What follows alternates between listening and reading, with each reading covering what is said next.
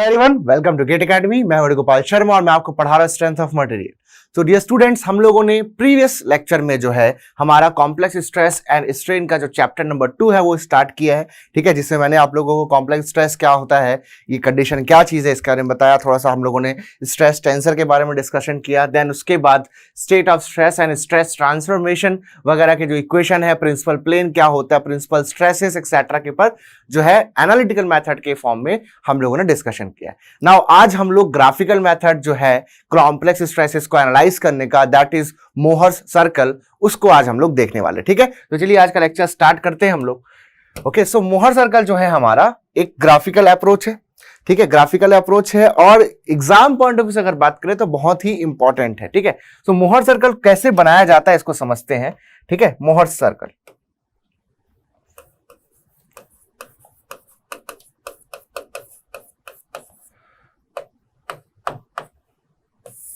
सो इसमें हम लोग क्या करते हैं,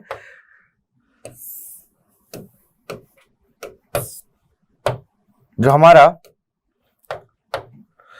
एप्सिका है उसमें लेते हैं नॉर्मल स्ट्रेसेस को लाइक दिस, यानी कि इसको आप जैसे कि जनरली एक्स डायरेक्शन जैसा आप बोलते हो तो ठीक है, ये आपका एक्स डायरेक्शन कह लो या फिर एप्सिका कह लो, इसमें नॉर्मल स्ट्रेसेस को, और वाई डायरेक्शन में यानी कि ऑर्डिनेट में हम लोग जो शियर स्ट्रेस है, शियर स्ट्रेस जो है, ओके, इसको लेते हैं टाउ, इस तरह से लेते हैं। ठीक है, नाउ मोहर सर्कल जो है, मोहर सर्कल जो मेथड है, इसको हम लोग किसी भी सेकेंड ऑर्डर टेंसर क्वांटिटी के लिए यूज कर सकते हैं। जैसे कि इसको अगर मैं चाहूं तो स्ट्रेन के लिए भी बना सकता हूं, इसको मैं चाहूं तो मोमेंट ऑफ इनर्शिया यानी कि एरिया मोमेंट ऑफ इनर्शिया जो है हमारा, उसके लिए भी बना सकता हूं। ठीक है, और जो स्ट्रेसेस है उसके लिए तो हम लोग देख ही रहे हैं। तो जो भी सेकेंड ऑर्डर टेंसर क्वांटिटीज है हमारे पास, उनके लिए मोहर सर्कल प्लॉट किया जा सकता है। ठीक है, नाउ सो एक्सिस ये वाला हो गया आपके पास shear stress tau axis, this is tau axis, this is positive, okay, this is negative tau, okay, this is negative sigma n. अब देखिएगा, अभी हम लोग जानते हैं इसका कॉन्सेप्ट बहुत आसान है, जल्दी जल्दी सुनते जाइएगा, एकदम अच्छे से समझना, शॉर्ट में नोट भी करते जाना। हम लोग जानते हैं कि किसी पर्टिकुलर प्लेन पे, अगर मैं बात करूं किसी भी पर्टिकुलर प्लेन पे, ठीक है, आगे बढ़ते हैं, एक स्लाइड ले लेते हैं। ठीक है, किसी भी पर्टिकुलर प्लेन में किसी बॉडी में देखूं मैं तो उस वहां पर क्या होगा, जैसे ये बॉडी है तो किसी भी पर्टिकुलर प्लेन पे एक आपको नॉर्मल कंपोनेंट ऑफ स्ट्रेस दिखेगा और एक आपको शियर कंपोनेंट दिखेगा। ठीक है, तो shear stress and normal stresses will be there. So अगर मैं थोड़ा सा भी दिमाग लगाता हूं ना तो मुझे एकदम चमक जाएगा कि अगर एक पर्टिकुलर प्लेन है किसी पर्टिकुलर लोडिंग कंडीशन में, लेटेस्ट जैसे कि एक्सियल लोडिंग, सबसे सिंपल होता है समझने के लिए एक्सियल लोडिंग, दैट्स व्हाई मैं हमेशा एक्सियल लोडिंग के थ्रू एग्जांपल देता हूं। जैसे यहां पर मैंने एक्सियली लोडेड किया है इसको, तो you can clearly see that for this axial loading, यहां पर जो एवरेज या इंजीनियरिंग स्ट्रेस आ रहा है एक्सियल डायरेक्शन में, that is sigma is equal to P by A, okay, and in any oblique plane there will be different normal and shear stresses. ठीक है, different normal and shear stresses यहां पर होने वाले। Now if I ask you that क्या किसी certain theta degree पर sigma N की दो वैल्यू हो सकती है क्या? किसी एक पर्टिकुलर प्लेन पे सिग्मा एन की दो वैल्यू हो सकती है क्या? नहीं, क्योंकि जब थीटा डिग्री पे आप लोग इस फोर्स को रिजॉल्व करोगे, so there will be a certain value of normal force Pn and a certain value of tangential force Pt। एक पर्टिकुलर थीटा डिग्री पे अगर आप एक प्लेन लेते हो तो उसमें एक सर्टेन वैल्यू मिलेगा, यानी कि कंपोनेंट ऑफ P मिलेगा एंड यहां पर नॉर्मल डायरेक्शन में एंड टेंजेंशियल डायरेक्शन में। क्लियर बात है? सो एक प्लेन पे एक ही नॉर्मल कंपोनेंट और एक शियर कंपोनेंट आने वाला है। सो दैट मींस अगर मैं सिग्मा एन और टाउ की वैल्यू लिखूं तो एक जो पर्टिकुलर सेट है किसी गिवन लोडिंग कंडीशंस के लिए, जो पर्टिकुलर सेट है जो वैल्यू का सिग्मा एन और टाउ का, सिग्मा एन कॉमा टाउ, ये जो है ये प्लेन का लोकेशन बता रहे हैं। कैसे भाई? जैसे कि देखो दो चीज हुई, एक तो थीटा के करस्पॉन्डिंग हर पर्टिकुलर थीटा पे एक पर्टिकुलर कॉम्बिनेशन मिलेगा आपको सिग्मा एन और टाउ का। जैसे इसको चेंज करोगे तो सिग्मा एन भी चेंज होगा, टाउ भी साथ साथ चेंज होगा। सो एक पर्टिकुलर थीटा पे, एक पर्टिकुलर ओरिएंटेशन पे आपको particular normal stress and shear stresses मिलते जाएंगे। ठीक है, सर्टेन वैल्यूज होंगे अलग अलग थीटा पे। सो मैं ऐसा भी बोल सकता हूं, इसके रिवर्स में इंफॉर्मेशन बोल सकता हूं, थीटा क्या बताता है? एक प्लेन को बताता है ना, थीटा क्या बताता है? एक प्लेन को बताता है। तो मैं उल्टा बोल रहा हूं अब इसका, है ना, फिर से सुनना क्या बोला मैंने। मैं एक पर्टिकुलर थीटा की जब बात करता हूं तो एक particular value of sigma N and tau मिलता है ना। अब मैं इस स्टेटमेंट को रिवर्स करता हूं तो मैं बोल सकता हूं कि एक पर्टिकुलर सिग्मा एन और टाउ मिल करके एक पर्टिकुलर प्लेन को बताते हैं, एक पर्टिकुलर प्लेन बताते हैं, है ना। सो इसी कॉन्सेप्ट से मैंने एक तरफ क्या लिया, सिग्मा एन लिया, और एक तरफ एक्सिस में टाउ लिया, और उसके हिसाब से अगर मैं डायग्राम जो मैं प्लॉट करूंगा तो मुझे क्या मिलेगा, तो मुझे एक यहां पर डिफरेंट डिफरेंट ओरिएंटेशंस पर जो नॉर्मल स्ट्रेसेस हैं, शियर स्ट्रेसेस हैं, उसकी वैल्यू यहां पर पता चल सकती है। ठीक है, दैट इज वाई मैं मोहर सर्कल का यहां पर इस्तेमाल कर रहा हूं। तो अगर मैं मोहर सर्कल में कोई भी पॉइंट लूंगा, ठीक है, मोहर सर्कल बनाते कैसे देखेंगे, तो मोहर सर्कल में कोई भी पॉइंट लूंगा तो उस पॉइंट का एक कोऑर्डिनेट होगा, उस पॉइंट का कोऑर्डिनेट क्या होगा, सिग्मा एन कॉमा टाउ, और वो सिग्मा एन कॉमा टाउ जो मिल करके क्या बताएगा, एक प्लेन को बताएगा। थीटा क्या है, प्लेन का ओरिएंटेशन है। ओके, सो ये सिग्मा एन और कॉमा टाउ मिलकर के एक प्लेन का ओरिएंटेशन बताएगा। ठीक है, नाउ जैसे हम लोग कोई भी एलिमेंट लेते हैं, कोई भी स्ट्रेस एलिमेंट लेते हैं, लाइक दिस, एक जनरल प्रॉब्लम में ले लेते हैं, this is sigma x, sigma Y, okay, tau x Y, like this, इस तरह से। तो हमेशा याद रखना, ये हमारा जो ये स्ट्रेस एलिमेंट है, ठीक है, जो भी बॉडी का, जिस भी बॉडी के लिए स्ट्रेस एलिमेंट है, फर्स्ट ऑफ ऑल ये हमेशा किसमें है, स्टैटिक इक्विलिब्रियम में है। Static equilibrium exist in the element, हमेशा इसमें स्टैटिक इक्विलिब्रियम हमेशा एग्जिस्ट करेगा। पहली चीज तो स्ट्रेस इसमें जो आपका स्टैटिक इक्विलिब्रियम हमेशा एग्जिस्ट करेगा। और अब मैं को इसको ट्रांसफॉर्म करना है, तो या तो आप ट्रांसफॉर्म करना चाहते हो, इसको जब अलग अलग ओरिएंटेशन पे जानना चाहते हो कि नॉर्मल स्ट्रेसेस, शियर स्ट्रेसेस किस तरह से आ रहे हैं, तो आइदर आप you will go for the analytical method, और अभी जो हम लोग देख रहे हैं that is graphical method. Now हमारे पास इसमें दो प्लेन है, एक रह गया ये वर्टिकल, ये वाला एक प्लेन है हमारे पास, this is vertical plane, later से मैं इसको ए बोल रहा हूं। ओके, ये भी आपका वर्टिकल प्लेन ही है। Okay, both will be having same value. तो एक किसी एक को लिख लो, एक तरफ का, या इस तरफ का, इस तरफ का, मैं इस तरफ का लिख रहा हूं, और ये हो गया आपके पास हॉरिजॉन्टल प्लेन। ठीक है, ये हो गया आपके पास हॉरिजॉन्टल प्लेन। नाउ हमको नॉर्मल स्ट्रेस देखना है और शियर स्ट्रेस देखना है। तो अगर मैं इस प्लेन का कोऑर्डिनेट लिखना चाहूं, कोऑर्डिनेट लिखना है ना जस्ट, तो कोऑर्डिनेट लिखना चाहूं मेरा, तो मैं ये क्या हो गया, ये हो गया आपके पास sigma x, okay, comma tau x y. ना जब आप इस तरह से normal stress comma shear stress बोल करके जो कोऑर्डिनेट है किसी भी प्लेन का अगर आप लिख रहे हैं, तो उस दौरान आप लोगों को जो प्रॉपर साइन कन्वेंशन है उसको फॉलो करना है। प्रॉपर साइन कन्वेंशन का मतलब कैसे, नॉर्मल स्ट्रेसेस अगर टेंसाइल होंगे तो उसको पॉजिटिव लिया जाएगा, कंप्रेसिव होंगे तो उसको नेगेटिव लिया जाएगा। जैसे कि यहां पर ये नॉर्मल स्ट्रेस सिग्मा एक्स जो दिख रहा है ये टेंसाइल है, दैट्स हम इसको क्या ले रहे हैं, दैट्स हम इसको पॉजिटिव ले रहे हैं। अब बात करते हैं शियर स्ट्रेस की। शियर स्ट्रेस तो जिस भी प्लेन में आप हो, जैसे कि मैं इस प्लेन के लिख रहा हूं, इस प्लेन में लिख रहा हूं, प्लेन ए के लिए।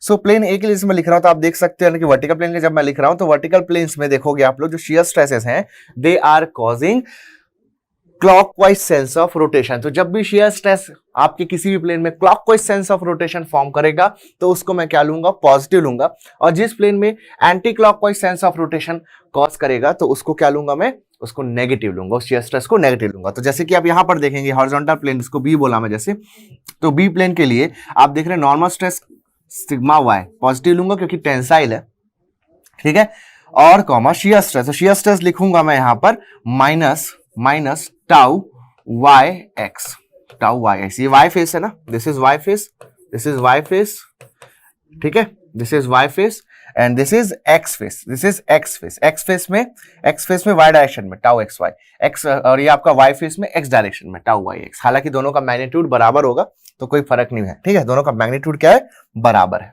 ठीक है। तो इस तरह से मैंने क्या कर लिया, पहले तो मैंने इसमें जो कोऑर्डिनेट्स हैं दोनों जो प्लेन के, यानी कि जो अभी करंट मुझे ओरिजिनल स्टेट ऑफ स्ट्रेस जो है, ठीक है, बॉडी की जो आपकी ओरिजिनल स्टेट ऑफ स्ट्रेस है वो मैंने यहां पर क्रैक कर ली कि ठीक है क्या क्या है वर्टिकल प्लेन में, हॉरिजॉन्टल प्लेन में। तो पूरा जो स्ट्रेस एलिमेंट है यहां पर मेरे को दिया हुआ ओरिजिनल स्ट्रेस एलिमेंट, उस स्ट्रेस एलिमेंट का मैंने जो कोऑर्डिनेट्स हैं वो लिख लिया। नाउ इस स्ट्रेस एलिमेंट के कोऑर्डिनेट्स को मैं यहां पर जो डायग्राम में इस तरह से रिप्रेजेंट करता हूं, ठीक है, इसको यहां पर इस तरह से रिप्रेजेंट करता हूं।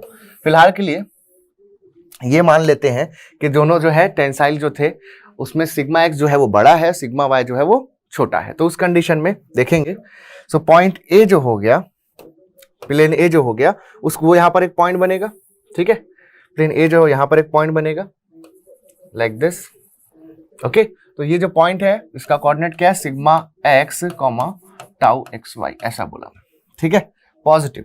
तो इस तरफ गया मैं, सिग्मा एक्स गया, सिग्मा एक्स यहां से यहां तक गया, 0 0 ये ओरिजिन है, यहां से सिग्मा एक्स डिस्टेंस गया सिग्मा एन डायरेक्शन में, देन ऊपर कितना जाना है मुझे, टाउ एक्स वाई, तो यहां से इस तरह से गया, तो ये बन गया मेरा ए, प्लेन ए, ठीक है। सेम यहां पर जाएंगे हम लोग, सिग्मा वाई डिस्टेंस और उसके बाद फिर माइनस टाउ वाई एक्स है, वाई एक्स लिखो चाहे एक्स वाई, मतलब एक ही है मैग्नीट्यूड, क्योंकि दोनों का सेम है, तो माइनस टाउ एक्स वाई बोल देता हूं मैं, ये हो गया आपके पास, ये हो गया sigma Y comma minus tau x Y, ऐसा लिख देता हूं क्योंकि टाउ एक्स वाई और टाउ वाई एक्स बराबर है, ये बन गया आपके पास पॉइंट बी, ठीक है, ये बन गया, क्लियर है। नाउ इस दोनों को ज्वाइन कर दिया, इन दोनों को ज्वाइन कर दिया। अब ये जो लाइन मैंने ज्वाइन करी है, लाइन जो यहां पर ज्वाइन की गई है, this will be acting as the diameter of the Mohr circle. ना इन दोनों को ज्वाइन करने के बाद, इन दोनों को ज्वाइन करने के बाद जब आप सोचोगे थोड़ी देर, तो आपको समझ आएगा कि आपने पूरा जो स्ट्रेस एलिमेंट है उसको यहां पर रिप्रेजेंट कर दिया, उसका वर्टिकल प्लेन और उसका हॉरिजॉन्टल प्लेन। अब दूसरी एक चीज आप ध्यान देखोगे, यहां ये एक प्लेन को शो कर रहा है, क्योंकि मैंने बताया भाई सिग्मा एन और टाउ को मिला करके हम लोग एक प्लेन को रिप्रेजेंट कर सकते हैं, ठीक है, थोड़ी देर पहले डिस्कस किया है, ये देखो, है ना। अब यहां पर आप देखोगे ए और बी के बीच का जो एंगल आ रहा है वो 180 डिग्री है, देखो 180 डिग्री है ना, ये टोटल 180 डिग्री है, लेकिन यहां पर एक्चुअल में बात करें तो कितना है भाई, 90 डिग्री है, एक्चुअली बात करते कितना 90 डिग्री। तो इससे एक चीज समझ आ जानी चाहिए कि जो मोहर सर्कल में जो एंगल दिखते हैं वो एक्चुअल के 2 गुने होते हैं। अगर एक्चुअल में एंगल 30 डिग्री है तो मोहर सर्कल में 60 डिग्री दिखाई देगा, एक्चुअल में 45 है तो यहां मोहर सर्कल में 90 डिग्री दिखाई देगा। तो मोहर सर्कल में जो एंगल्स होते हैं वो एक्चुअल एंगल्स के डबल होते हैं, ठीक है, okay. Now taking AB as diameter, taking AB as diameter, या कह सकते हो इसको C को मैं सेंटर मान लेता हूं, या फिर AC S radius, what ever, ठीक है। मैं सर्कल ड्रॉ करूंगा और इस सर्कल को बोला जाएगा Mohr circle, very simple, okay. तो ये बन गया मोहर circle, this is Mohr circle, complete. Now अब इसके दिस डिफरेंट एस्पेक्ट्स को देखते हैं, है ना। जैसे कि इसका सेंटर, ये आपका ओरिजिन है, ये इसका सेंटर है। सेंटर का जो कोऑर्डिनेट होता है, सेंटर का जो कोऑर्डिनेट होता है that is sigma X plus sigma Y by 2 हुआ। बोलोगे सर कैसे, तो बेटा देखो ये ऐसे हुआ, यहां से लेकर के यहां तक आपका है सिग्मा एक्स, देखते जाना सिग्मा एक्स, ये डिस्टेंस है आपके पास, ये डिस्टेंस है आपके पास क्या, सिग्मा वाई, ये डिस्टेंस है आपके पास सिग्मा वाई, क्लियर है, ये डिस्टेंस आपका सिग्मा वाई। तो ये यहां से यहां तक कितना हो जाएगा, this will be sigma X plus this will be sigma X, sorry sigma x minus sigma Y, this will be sigma x minus sigma Y, clear है क्या, ये sigma x minus sigma Y ऐसा हो जाएगा, ये sigma x minus sigma Y, तो ये कितना हो जाएगा, sigma x minus sigma Y by 2 हो जाएगा, ठीक है। अब इस यहां से डिस्टेंस देखनी भाई, ओरिजिन से देखनी, इसकी क्या कोऑर्डिनेट है इसका, तो सेंटर का कोऑर्डिनेट क्या होगा, तो centre the coordinate of centre of Mohr circle, coordinate of centre of Mohr circle, centre of Mohr circle का कोऑर्डिनेट क्या निकल करके आ रहा है, तो यहां से सिग्मा वाई और ये वैल्यू को जोड़ दो तो जाएगा sigma x minus sigma Y by 2 plus sigma Y, जोड़ने पे आ जाएगा sigma X plus sigma Y by 2, okay, sigma X plus sigma Y by 2। So this is the coordinate of centre of Mohr circle, okay. Now ये जो height है this is equal to tau x Y, this is equal to tau xy which is equal to the magnitude of tau yx, that's why बेटा मैंने यहाँ पर tau xy ही लिख दिया है, ठीक है। अब ये जो वैल्यू है this value is what, this value is sigma x minus sigma y by 2, है ना, ये जो है दोनों चीज सेम चीज है, ये क्या है sigma x minus sigma y by 2 है, ठीक है। So what will be this will be the radius of Mohr circle, ठीक है, जो रेडियस ऑफ मोहर सर्कल है, radius of Mohr circle, radius of Mohr circle यहां पर क्या आ रहा है देखते हैं, ठीक है, radius of Mohr circle, clear है। Radius of Mohr circle. तो रेडियस ऑफ मोहर सर्कल जो है ये यहां से पाइथागोरस थ्योरम लगा दो तो AC जो है उसकी वैल्यू आ जाएगी। AC क्या हो जाएगा, root over perpendicular square plus base square, perpendicular square plus base square. Perpendicular का स्क्वायर हो जाएगा आपके पास टाउ एक्स वाई का स्क्वायर, है ना, टाउ एक्स वाई का स्क्वायर प्लस बेस का square, that is sigma x minus sigma Y by 2 whole square. और थोड़ा सा इसको सजा के लिखें तो ऐसे लिखाएगा ये, और देखा देखा सा लगेगा, sigma x minus sigma Y by 2 square, okay, plus tau x Y square, sigma x minus sigma Y by 2 whole square plus tau x Y square. ये यहां पर इस तरह से दिखाई देगा आपका AC, है ना। अब AC जो है which is the radius of Mohr circle. अगर आप इस इक्वेशन को पहचान पा रहे हो तो आप देखोगे कि ये किसका इक्वेशन है, ये इक्वेशन है इन प्लेन टाउ मैक्स का, इन प्लेन टाउ मैक्स का इक्वेशन है। So this is the maximum shear stress in XY plane. ये किसका वैल्यू है, maximum shear stress in XY plane या फिर इन प्लेन टाउ मैक्स आप कह सकते हैं, उसका ये इक्वेशन है ना, उसका ये इक्वेशन है। सो जो रेडियस ऑफ मोहर सर्कल होता है उसका मैग्नीट्यूड जो होता है that is equal to the magnitude of maximum shear stress in plane maximum shear stress. तो यहां से एक स्टेटमेंट मैं दूंगा आपको, स्टेटमेंट दूंगा, स्टेटमेंट ये है दैट रेडियस, यहां नहीं लिखते, चलो नेक्स्ट स्लाइड में लिखते हैं, ठीक है। सो यहां से लिखना that radius of Mohr circle okay is equal to the magnitude of in plane maximum shear stress, maximum shear stress. तो maximum shear stress in plane maximum shear stress के बराबर होता है, in plane maximum shear stress के बराबर होता है आपका रेडियस ऑफ मोहर सर्कल, ठीक है। तो मैग्नीट्यूड वाइज बात हुई, बस मुझे याद रखना मैग्नीट्यूड की बात क्यों, मैक्सिमम शियर स्ट्रेस कहां पर आएगा, अब इसकी बात करते हैं। एक्चुअली में अब हम लोगों ने देखा पे मैक्सिमम शियर स्ट्रेस का वैल्यू तो हमने देखा था एनालिटिकल मेथड में, अगर आपको याद हो। फिर मैंने आपको बताया कि 5 डिग्री पे आपका एक प्लेन होता है जिस प्लेन पर मैक्सिमम शियर स्ट्रेस होता है, ठीक है। 5 डिग्री पर आपका एक प्लेन होता है जिसमें आपका मैक्सिमम शियर स्ट्रेस होता है। Now in order to measure all the planes, principal plane, plane of maximum shear stress और किसी भी ऑब्लिक प्लेन की बात की जाए, you need a reference plane. आपके एक रेफरेंस प्लेन की नीड होती है, और हम लोग देखे थे कि कैसे रेफरेंस प्लेन लिया जाता है। तो रेफरेंस प्लेन का कंसेप्ट यहां पर भी सेम है, जैसे कि मैं वर्टिकल प्लेन को अपना रेफरेंस प्लेन मानता हूं हमेशा, ठीक है। तो वर्टिकल प्लेन A और B में से कौन है, ये है ना भाई, और बी में से वर्टिकल प्लेन A है आपका, तो A मेरा रेफरेंस प्लेन है। सो ये जो इसका रेफरेंस कैसे लिया जाएगा, जो ये वाला जो आपका जो लाइन है मोहर सर्कल में, जब एंगल मुझे नापना होगा तो एंगल के लिए मैं ऐसा कुछ एक लाइन ड्रॉ करता हूं और यहां से ऐसा एंगल नापता हूं ना, ठीक है, ऐसे एंगल नापा जाता है बेसिकली। सो मोहर सर्कल में जब मुझे एंगल सब मेजर करने होंगे तो ये जो AC है, ये जो AC दिख रहा है, बेसिकली मैं प्लेन A से नाप रहा हूं, तो प्लेन A से जब मैं नापूंगा तो कोई भी ऑब्लिक प्लेन होगा तो यहां कहीं पर होगा, जैसे कि तो ये A से C के बीच का एंगल कैसे मैं मेजर करता हूं, दो सर्कल के सर्कमफेरेंस पे मौजूद दो पॉइंट्स के बीच का एंगल कैसे करता हूं।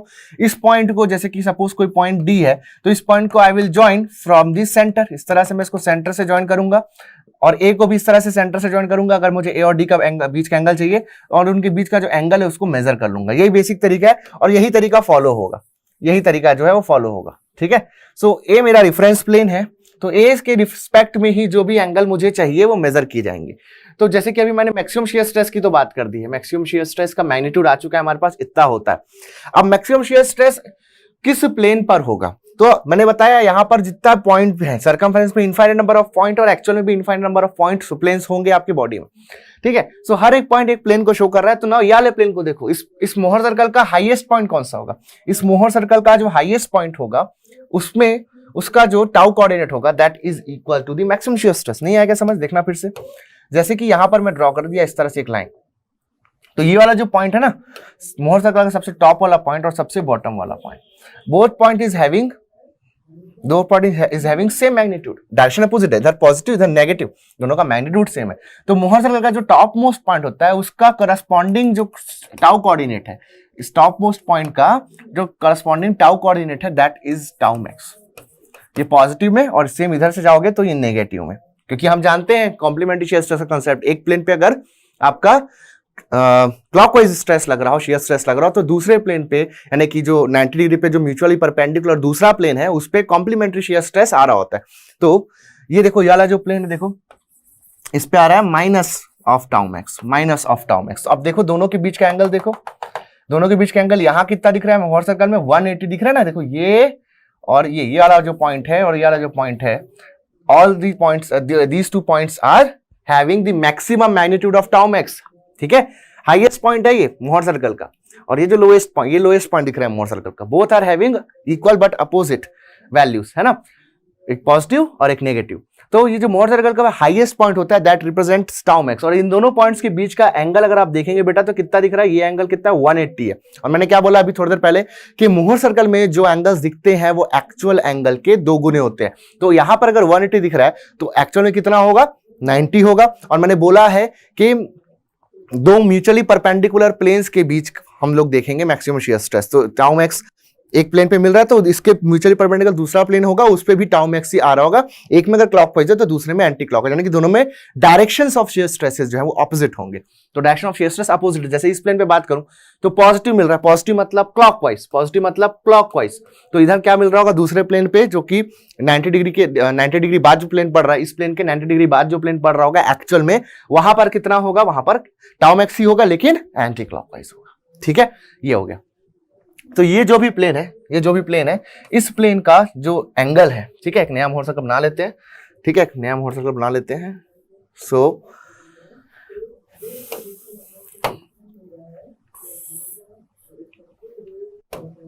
इस जो प्लेन का हम लोगों को एंगल एक्सेट्रा निकालना है, okay, that angle will represent दी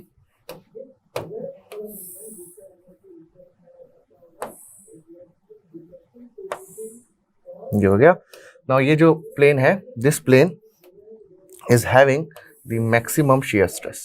ठीक है, तो ये वाला जो प्लेन है, ये आपका वाला प्लेन, इन दोनों पे मैक्सिमम शियर स्ट्रेस है। और ये आपका जो प्लेन ए है, ये आपका रेफरेंस प्लेन है, ये आपका रेफरेंस प्लेन है। ठीक है,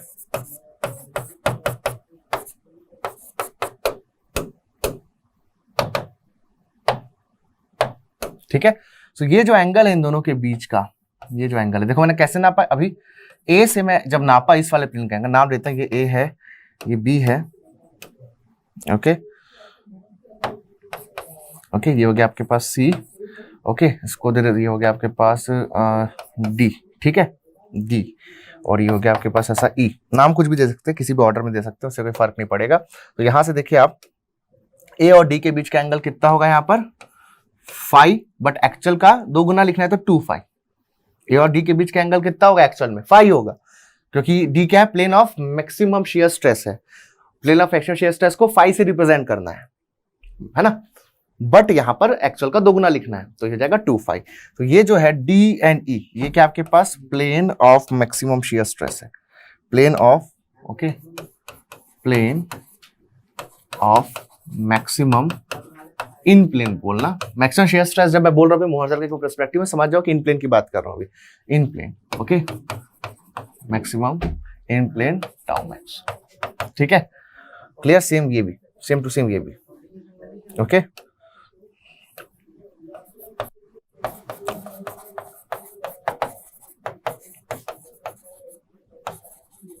ठीक है, plane of in plane tau max.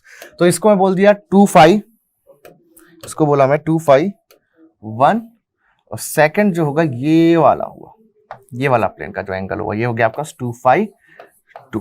दोनों के बीच का जो फेज डिफरेंस दिखेगा एक्चुअल में 90 डिग्री होगा, ये हो जाएगा ये इसके 90 डिग्री बाद ये वाला प्लेन है। ठीक है, ये हो गया आप लोगों के पास। तो यहां से जस्ट एंगल को मेजर कर सकते हो और टाउ मैक्स जो है वो बता सकते हो, टाउ मैक्स आप लोग बता सकते हो कहां पर आएगा। ठीक है, नाउ अब बात करते हैं हम लोग ऐसे प्लेन की जिसपे हम लोगों का नॉर्मल स्ट्रेस मैक्सिमम होता है, that is the principal plane. तो प्रिंसिपल प्लेन को अगर हम लोग देखें तो प्रिंसिपल प्लेन का डेफिनेशन पे जाना पड़ेगा आपको। डेफिनेशन बोलता है कि ऐसा प्लेन जिसपे शियर स्ट्रेस 0 है उसको मैं बोलता हूं प्रिंसिपल प्लेन। नाउ अगर हम इस पूरे के पूरे सर्कल को देखें तो मुझे ऐसे 2 पॉइंट्स दिख रहे हैं जिसके कोऑर्डिनेट जो हैं वो आपके सिग्मा एन कॉमा 0 है, यानी कि उन प्लेन्स पे एक पॉइंट क्या शो करेगा मोहर सर्कल में, हमेशा याद रखना एक प्लेन को शो करेगा। तो ये वाला पॉइंट देखो और ये वाला पॉइंट देखो, ये जो 2 पॉइंट्स हैं, ये जो 2 पॉइंट्स दिख रहे हैं आपको, ये 2 पॉइंट्स आपके ऐसे पॉइंट्स हैं जो कि जिनके कोऑर्डिनेट क्या है, सिग्मा n, 0 है. So these two points are representing the principal plane because here we don't have any value of shear stress. तो यहां पर टाउ क्या है, 0 है, टाउ यहां 0 है, ठीक है. और यहां भी देखोगे अगर तो यहां भी टाउ क्या है, इस वाले प्लेन पे टाउ क्या है आपका, 0 है. तो 2 प्रिंसिपल प्लेन दिख गए. अच्छा, अब तीसरा कहां होगा? अगर मैं बोलूं कि प्लेन स्ट्रेस कंडीशन है भाई, यानी कि 2 डायमेंशनल लोडिंग है, ठीक है, प्लेन स्ट्रेस कंडीशन है, तो ये स्ट्रेस एलिमेंट हम देख रहे हैं, ये कैसा स्ट्रेस एलिमेंट है, बोला मैं प्लेन स्ट्रेस का, ठीक है. तो इसमें जो तीसरा प्लेन है, यानी कि ये वाला फेस भूल रहे हो क्या आप लोग, जेड फेस है ना, ये जेड फेस है. तो जो जेड फेस है, जेड फेस में ना तो नॉर्मल स्ट्रेस है ना तो शियर स्ट्रेस. तो जेड फेस का कोऑर्डिनेट क्या है, इसका कोऑर्डिनेट है 0 0. इसका कोऑर्डिनेट क्या है, 0 0 0 0 इसका कोऑर्डिनेट है. सो दैट इज व्हाई ये जो 0 0 है, ये है ना बेटा, ये आपके पास तीसरा प्लेन जो है जेड फेस, दिस इज जो जेड फेस. ये कौन सा फेस है, जेड फेस है फॉर प्लेन स्ट्रेस कंडीशन, है ना, for plane stress condition.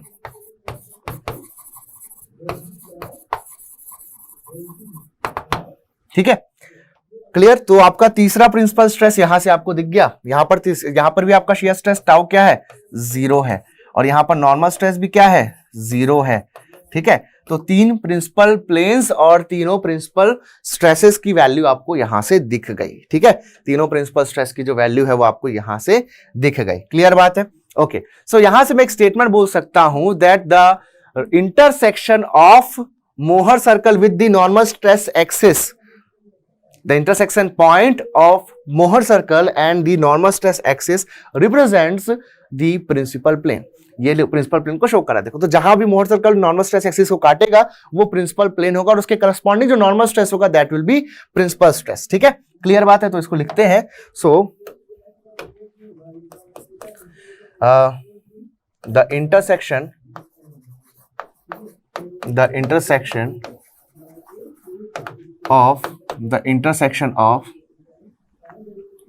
of Mohr's circle, okay, with the normal stress axis, okay, represents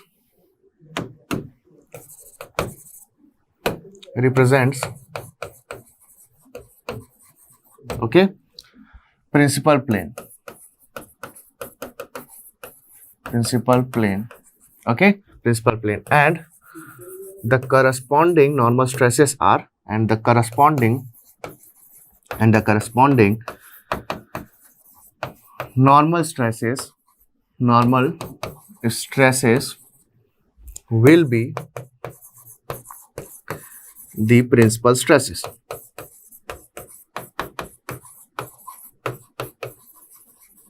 ठीक है, तो जो भी इंटरसेक्शन पॉइंट है उसके करस्पॉन्डिंग जो नॉर्मल स्ट्रेस है उसको मेजर कर लो, देख लो उसको. तो यहां से आप देख पाओगे ये जो वैल्यू मिल रही है, यहां से मेजर करो इसको. This will be sigma 1, this will be sigma 1, okay, this will be sigma 2, और सिग्मा 3 क्या है, सिग्मा 3 यहां पर कितना है भाई, बोलो. तीसरा प्रिंसिपल स्ट्रेस कितना है, 0 है. तो 3 आपको प्रिंसिपल स्ट्रेसेस जो है यहां से दिख गए. ठीक है, so this is the fundamental concept from the Mohr circle. Now आपको प्रिंसिपल प्लेन मिल चुका है. This is principal plane, this is principal plane. Now अभी जो मोहर सर्कल बनाया है ये किसके लिए बनाया गया है, अगर आप देखोगे मैंने सिग्मा एक्स और सिग्मा वाई बोला है, तो ये एक्स वाई प्लेन का है. एक्स वाई प्लेन के लिए मैंने अभी बनाया है ना, एक्स वाई प्लेन के लिए बनाया है. तो एक्स वाई प्लेन के लिए जो मुझे प्रिंसिपल स्ट्रेसेस दिख रहे हैं, ठीक है, वो है सिग्मा 1 सिग्मा 2. जब मैं वाई जेड के लिए बोलूंगा तो सिग्मा 2 सिग्मा 3, और जब जेड एक्स के लिए बोलूंगा तो सिग्मा 3 सिग्मा 1 हो जाएगा. ठीक है, तो अगर जैसे कि मैं यहीं से बनाना चाहूं तो बना सकता हूं, बट अभी कॉम्प्लिकेट नहीं करना चाहता मैं. नाउ जो प्रिंसिपल प्लेन है उसकी लोकेशन की बात करते हैं, तो रिफरेंस प्लेन से हम लोग नापेंगे. सो प्लेन ए, अब ये आपके पास प्रिंसिपल प्लेन है, this two are principal plane, नाम ले लेते हैं ये एफ और ये जी. ठीक है, सो एफ और ए के बीच का एंगल हम लोग मेजर करेंगे, ये वाला. ठीक है, तो ये हो गया आपके पास 2 थीटा पी 1, पहला प्रिंसिपल प्लेन. फिर ये एंगल मेजर करेंगे, ये वाला.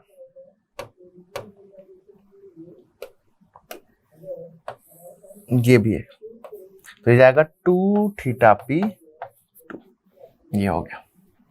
ठीक है, तो इस तरह से हम लोग जो प्रिंसिपल प्लेन है उसकी लोकेशन यहां पर जान गए। ठीक है, प्रिंसिपल प्लेन जो है उसकी लोकेशन हम लोग जान गए। तो ये एंगल को मेजर कर लूं मैं, तो मुझे जो मेरा प्रिंसिपल प्लेन है वो मिल जाएगा। ठीक है, मेरा प्रिंसिपल प्लेन जो है उसका लोकेशन जो है मिल जाएगा। मैग्नीट्यूड तो ऑलरेडी मेरे पास यहाँ पर मोहर सर्कल देख करके आ गया है ना। अगर यहाँ से अगर मुझे ट्रिग्नोमेट्री एक्सेट्रा के थ्रू सीधा फाइंड करना है, अगर मैं फॉर्मूला याद नहीं रख सकता हूँ, तो ट्रिग्नोमेट्री एक्सेट्रा के थ्रू भी मैं इसको फाइंड आउट कर सकता हूँ। आप देखेंगे ये जो वैल्यू है ना, ये जो वैल्यू है अगर आप देखें formula wise same to same आ जाएगा। ये जो वैल्यू है जैसे sigma x minus sigma y by 2, और ये आपके पास टाउ एक्स वाई है। ठीक है, ये आपके पास टाउ एक्स वाई है। सो अगर मैं देखूं ये वाला जो पोर्शन है इसको अलग कर देते हैं, है ना, वाला जो पोर्शन इसको अलग कर देते हैं इस तरह से। तो ये जो है बेस इसका ये है sigma x minus sigma y by 2। Okay, और ये आपके पास कितना है, this is tau x y, है ना। और ये जो आपने मेजर कर लिया ये आपके पास 2 थीटा पी है ना। तो अब इस कंडीशन में आप लिखोगे tan 2 थीटा पी वैल्यू जो है ये जाएगा आपके पास परपेंडिकुलर अपॉन बेस, तो जाएगा tau x y upon sigma x minus sigma Y by 2। तो यहां से थीटा पी आ जाएगा आपके पास अगेन हाफ tan इनवर्स, ठीक है, 2 tau x y upon sigma x minus sigma y, ये आपके पास हो गया। ठीक है, ये आपके पास आ गया। तो डायरेक्टली देखो जो हम लोग फॉर्मूला पहले देखे थे वो आपका यहां से डायरेक्टली आपको मिलता हुआ दिखाई दे रहा है। तो क्लियरली आप लोग इसको सॉल्व कर पाओगे, है ना। ये हो गया आपके पास प्रिंसिपल स्ट्रेस और प्रिंसिपल प्लेन का लोकेशन। नाउ अगर मैं बोलूं कि किसी ऑब्लिक प्लेन पर मुझे यहाँ पर स्ट्रेस फाइंड आउट करना है, किसी भी ऑब्लिक प्लेन पर, तो क्या करना होगा, using Mohr circle. Using Mohr circle अगर मुझे ऑब्लिक प्लेन पे बात करनी है तो मेरा क्या अप्रोच होना चाहिए।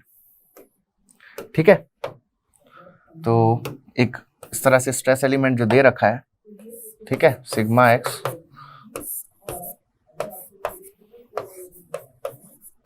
सिग्मा वाई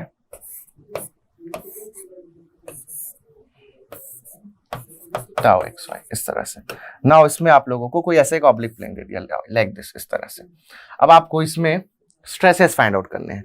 तो ये कोई ऑब्लिक प्लेन है, ये आपके पास वर्टिकल प्लेन ए, ये आपके पास हॉरिजॉन्टल प्लेन बी, और ये आपके पास थीटा, इस तरह से हो गया। ठीक है, इस तरह से इसमें थीटा डिग्री पे एक ऑब्लिक प्लेन दे रखा है। अब मैं पूछता हूं आपसे कि अगर यहाँ पर थीटा डिग्री पे प्लेन दिया है तो मोहर सर्कल में कहां पर होगा, ये होगा 2 थीटा पे, और कहां से, जो भी रिफरेंस है, जैसे कि मेरा ये रिफरेंस है, तो रिफरेंस प्लेन ए से जो ओरिजिनल स्ट्रेस एलिमेंट है उसमें ये थीटा डिग्री पर है, ये वाला ऑब्लिक प्लेन। तो मोहर सर्कल में जब मैं इसको ड्रॉ करूंगा तो मोहर सर्कल में ये प्लेन ए से 2 थीटा डिग्री पे होगा।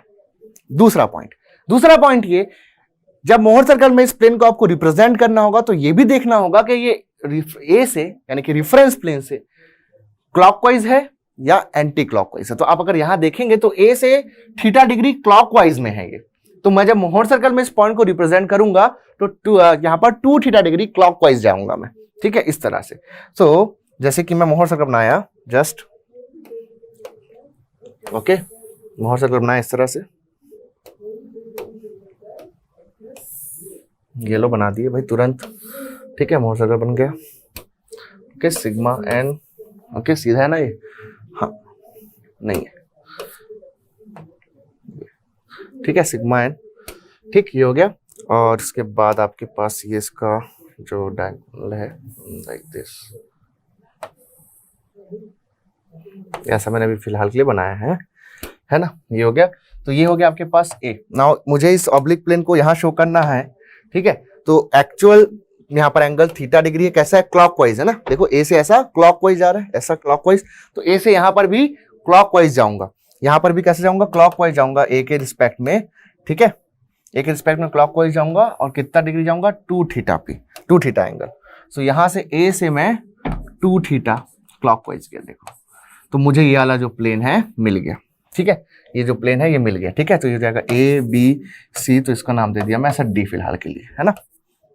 तो इस तरह से मैं अब यहां पर पहुंच गया हूं। अब मुझे इस प्लेन पे अगर नॉर्मल स्ट्रेस एक्सेट्रा पूछा है तो मैं कुछ नहीं करूंगा, इस प्लेन का जो कोऑर्डिनेट है उसको मेजर कर दूंगा। तो यहां से इसको मेजर किया, ये हो गया, यहां से लेकर के यहां तक कितना है भाई, ये हो गया इसका सिग्मा एन, है ना। ये जो आपके पास इसका करस्पॉन्डिंग जो नॉर्मल स्ट्रेस है, okay, this is like this, है ना। तो ये हो जाएगा आपके पास सिग्मा एन और सिग्मा थीटा बोलते हैं इसको मेजर कर लो। सेम वैसे ही इसका ये मेजर कर लो, तो ये हो जाएगा आपके पास टाउ और सिंपली टाउ थीटा। तो इस ऑब्लिक प्लेन पे जो आप लोगों के पास नॉर्मल एंड शियर स्ट्रेस है वो यहां से मेजर कर लिए आप लोग, ठीक है। ये हो गया। नाउ ये जो डायग्राम है इसमें हम लोगों को ये हो गया नॉर्मल, ये हो गया नॉर्मल स्ट्रेस और ये हो गया आपके पास शियर स्ट्रेस, ओके, इस तरह से। नाउ यहां ये जो पूरा का पूरा जो लेंथ है, ये जो पूरा का पूरा लेंथ है यहां से लेके यहां तक, इसको अलग से शो करता हूं मैं, देखना ध्यान से, ठीक है। ये जो पूरा लेंथ है ये वाला, ये this is the normal stress on the oblique plane, this is the shear stress on the oblique plane, ठीक है, शियर स्ट्रेस। तो अब मैं निकाल सकता हूं क्या इसमें रिजल्टेंट स्ट्रेस। तो इन दोनों ये लॉ ऑफ ट्रायंगल लगा दूंगा, सिंपल लॉ ऑफ ट्रायंगल लगा दूंगा। ये जो इसका क्लोजिंग साइड होगा सीधा सीधा ये क्या बताएगा आपको, रिजल्टेंट स्ट्रेस बताएगा। तो मैं यहां से इस तरह से एक ये ले लेते हैं, ये मैं इस तरह से एक लाइन ड्रॉइन कर दिया, ये बन गया मेरा यहां पर, ये जो यहां पर मैंने लाइन ड्रॉ करी इसकी जो लेंथ है यहां से लेके यहां तक, ये जो लेंथ है मेजर कर लूंगा, दिस इज ओरिजिन ओ, तो ओडी जो है this is your resultant stress है, सिग्मा आर हो गया। नाउ नॉर्मल से हम लोग जो एंगल नापते हैं रिजल्टेंट का वो क्या कहलाया था, लास्ट लेक्चर में देखा था हम लोगों ने, ऑब्लिक्विटी कहते हैं। तो ये जो एंगल है from the normal, that is normal stress के डायरेक्शन से, नॉर्मल स्ट्रेस से जो एंगल नापे थे हम लोग रिजल्टेंट का, दैट वाज द ऑब्लिक्विटी। तो ये हो जाएगा बीटा, वही हो जाएगा आपके पास बीटा। अब बोलोगे सर यहाँ 2 बीटा क्यों नहीं होगा, नहीं हो सकता 2 बीटा। कारण ये है कि ये आपके पास आपने जो ये लाइन ड्रॉ करी है, this is sigma n, this line is exactly representing the normal stress, and this line, ये वाली जो लाइन है, this is exactly representing the tau theta, या simply tau बोल लो, है ना। Now if you join these two, तो आपको हमेशा एक जो डायग्राम होगा इस तरह का, ठीक है, लॉ ऑफ ट्रायंगल से आपको हमेशा जो एक्चुअल एंगल है वो मिलेगा, तो डेफिनेटली आपको बीटा मिलने वाला है। एंड अगेन सेकेंडली अगर मैं बात करूं तो ये जो एंगल नापा गया है, this is not inside Mohr circle, वो यहां से नापा गया है। मोहर सर्कल के अंदर जो एंगल्स हैं जो कि सेंटर पे उसके ड्रॉ हो रहे हैं, that are twice that of the actual angle. अगर आप देखोगे तो बीटा जो है यहां पर थोड़ा सा आपके पास में दिख रहा है, इसको मैं थोड़ा एक दूसरे डायग्राम में बताना चाहूंगा, ठीक है। एक दूसरा डायग्राम लेते हैं थोड़ा सा छोटा, ताकि आप एक बिग पिक्चर में समझ पाओ, है ना। तो जैसे कि ये मोहर सर्कल ना छोटा सा बना दिया मैंने ताकि समझ पाए हम लोग, है ना। ये हो गया, ठीक है। अब जैसे कि मैं बोला कोई ये आपके पास इस तरह से कोई एक ऑब्लिक प्लेन है, ये कोई ऑब्लिक प्लेन होगा ना, ऑब्वियस सी बात है, ठीक है। यहां पर उसका ये tau, this is tau, okay, this is the tau theta और टाउ, ठीक है। और ये क्या हो जाएगा उसका, ये उसका करस्पॉन्डिंग नॉर्मल स्ट्रेस, इस तरह से ये हो गया क्या। तो इसको मैं ज्वाइन करूं अगर, ठीक है, ये तो ये क्या बन गया, ये बन गया मेरा सिग्मा आर, ये मिल गया मेरे सिग्मा रिजल्टेंट स्ट्रेस मिल गया। नाउ दिस लाइन, ये सिंपल एक ट्रायंगल बन रहा है, तो सिंपल लॉ ऑफ ट्रायंगल वगैरह का इस्तेमाल करके हम लोगों ने जो रिजल्टेंट है वो फाइंड आउट कर लिया। रिजल्टेंट सिंपल फाइंड आउट किया, लॉ ऑफ पैरेललोग्राम भी बोल सकते हो, उसी लॉजिक से रिजल्टेंट निकालने के सिंपल लॉजिक से मैंने इसको फाइंड आउट किया है। एंड अगेन इफ यू से कि सर यहाँ एंगल जो बन रहा है बीटा, ये तो नहीं, बीटा नहीं होना चाहिए, तो 2 बीटा होना चाहिए, तो आप गलत बोल रहे हो। क्यों? क्योंकि हम लोग जो बात कर रहे हैं डबल एंगल होने की, यानी कि एंगल के 2 गुने होने की, वो मोहर सर्कल के लिए, मोहर सर्कल के अंदर के लिए। आप मोहर सर्कल में देखोगे तो इनसाइड मोहर सर्कल जो किन्हीं भी 2 पॉइंट्स के बीच का जो एंगल है, मोहर सर्कल के सरकमफेरेंस पे मौजूद 2 पॉइंट्स के बीच का जो एंगल होता है, तो वो 2 पॉइंट्स बेसिकली होते क्या है, 2 प्लेन्स होते हैं बॉडी में। ये जो 2 पॉइंट मैंने जैसे ड्रॉ किए, ये वाला पॉइंट और ये वाला पॉइंट, तो ये दोनों पॉइंट्स क्या होंगे, ये दोनों पॉइंट्स होंगे स्ट्रेस एलिमेंट में, सॉरी बॉडी में मौजूद 2 अलग अलग प्लेन्स, ये 2 अलग अलग प्लेन्स होंगे बॉडी में मौजूद ना। इन दोनों प्लेन्स के बीच का जो एंगल है वो जब मैं मोहर सर्कल में निकालता हूं तो कैसे निकालता हूं बोला मैं इस पॉइंट को, जैसे इस पॉइंट और इस पॉइंट को निकालना है, तो मैं क्या किया बोला, उस कंडीशन में इस पॉइंट और इस पॉइंट को एक एक करके, पहले इसको और फिर इसको, इस तरह से मैं सेंटर ऑफ मोहर सर्कल से मिलाया ना। ये जो सेंटर पे जो मुझे एंगल ये ड्रॉ करते देख रहे हैं, इसको मेजर किया, तो ये जो एंगल आता है ये एक्चुअल का 2 गुना होता है, 2 टाइम्स ऑफ थीटा होता है, ऐसा बोला मैं, ठीक है। 2 टाइम्स ऑफ थीटा, दोनों के बीच का जो भी एंगल है लेटस से, तो उसका 2 गुना होता है। बट यहां ये जो एंगल मैं नाप रहा हूं, यहां ये जो अब मैं एंगल नाप रहा हूं, this angle is not being drawn on the centre of Mohr circle. Centre of Mohr circle पे ड्रॉ नहीं कर रहा हूं मैं, मोहर सर्कल के बाहर ड्रॉ कर रहा हूं। सो यहां पर वो दोगुने वाला कंसेप्ट नहीं लगेगा। जो भी होगा, जब आप किन्हीं दो प्लेन्स के बीच का एंगल निकालोगे तो आप मोहर सर्कल के सेंटर पे उन लोग कितना एंगल ड्रॉ कर रहे हैं वो देख करके फिर आप आंसर बताओगे अपना। तो वो जो सेंटर पे एंगल ड्रॉ करते हैं, they are twice that of the actual angle, और ये मोहर सर्कल के बाहर की कोई चीज है। सो यहां पर वो दोगुने वाला कंसेप्ट वैलिड नहीं है, ठीक है। सो यहां पर बीटा ही होगा, ना कि 2 बीटा। और क्या आप फिर इस एंगल को मेजर कर सकते हो और आप लोग बता सकते हो कि भैया क्या आप लोगों का ऑब्लिक्विटी का वैल्यू है। नाउ अगर आप ये केस देखते हो तो इसमें आप देख रहे हो कि दोनों जो स्ट्रेसेस हैं like normal stresses sigma x and sigma y both are tensile in nature, ठीक है। इस अगर दोनों कॉम्प्रेसिव होंगे तो मोहर सर्कल इस तरफ बनेगा, पूरी तरह से इस तरफ बनेगा। नाउ अगर एक टेंसाइल और एक कॉम्प्रेसिव होगा तो कुछ पोर्शन पॉजिटिव साइड में और कुछ पोर्शन नेगेटिव साइड में ऐसा बनेगा।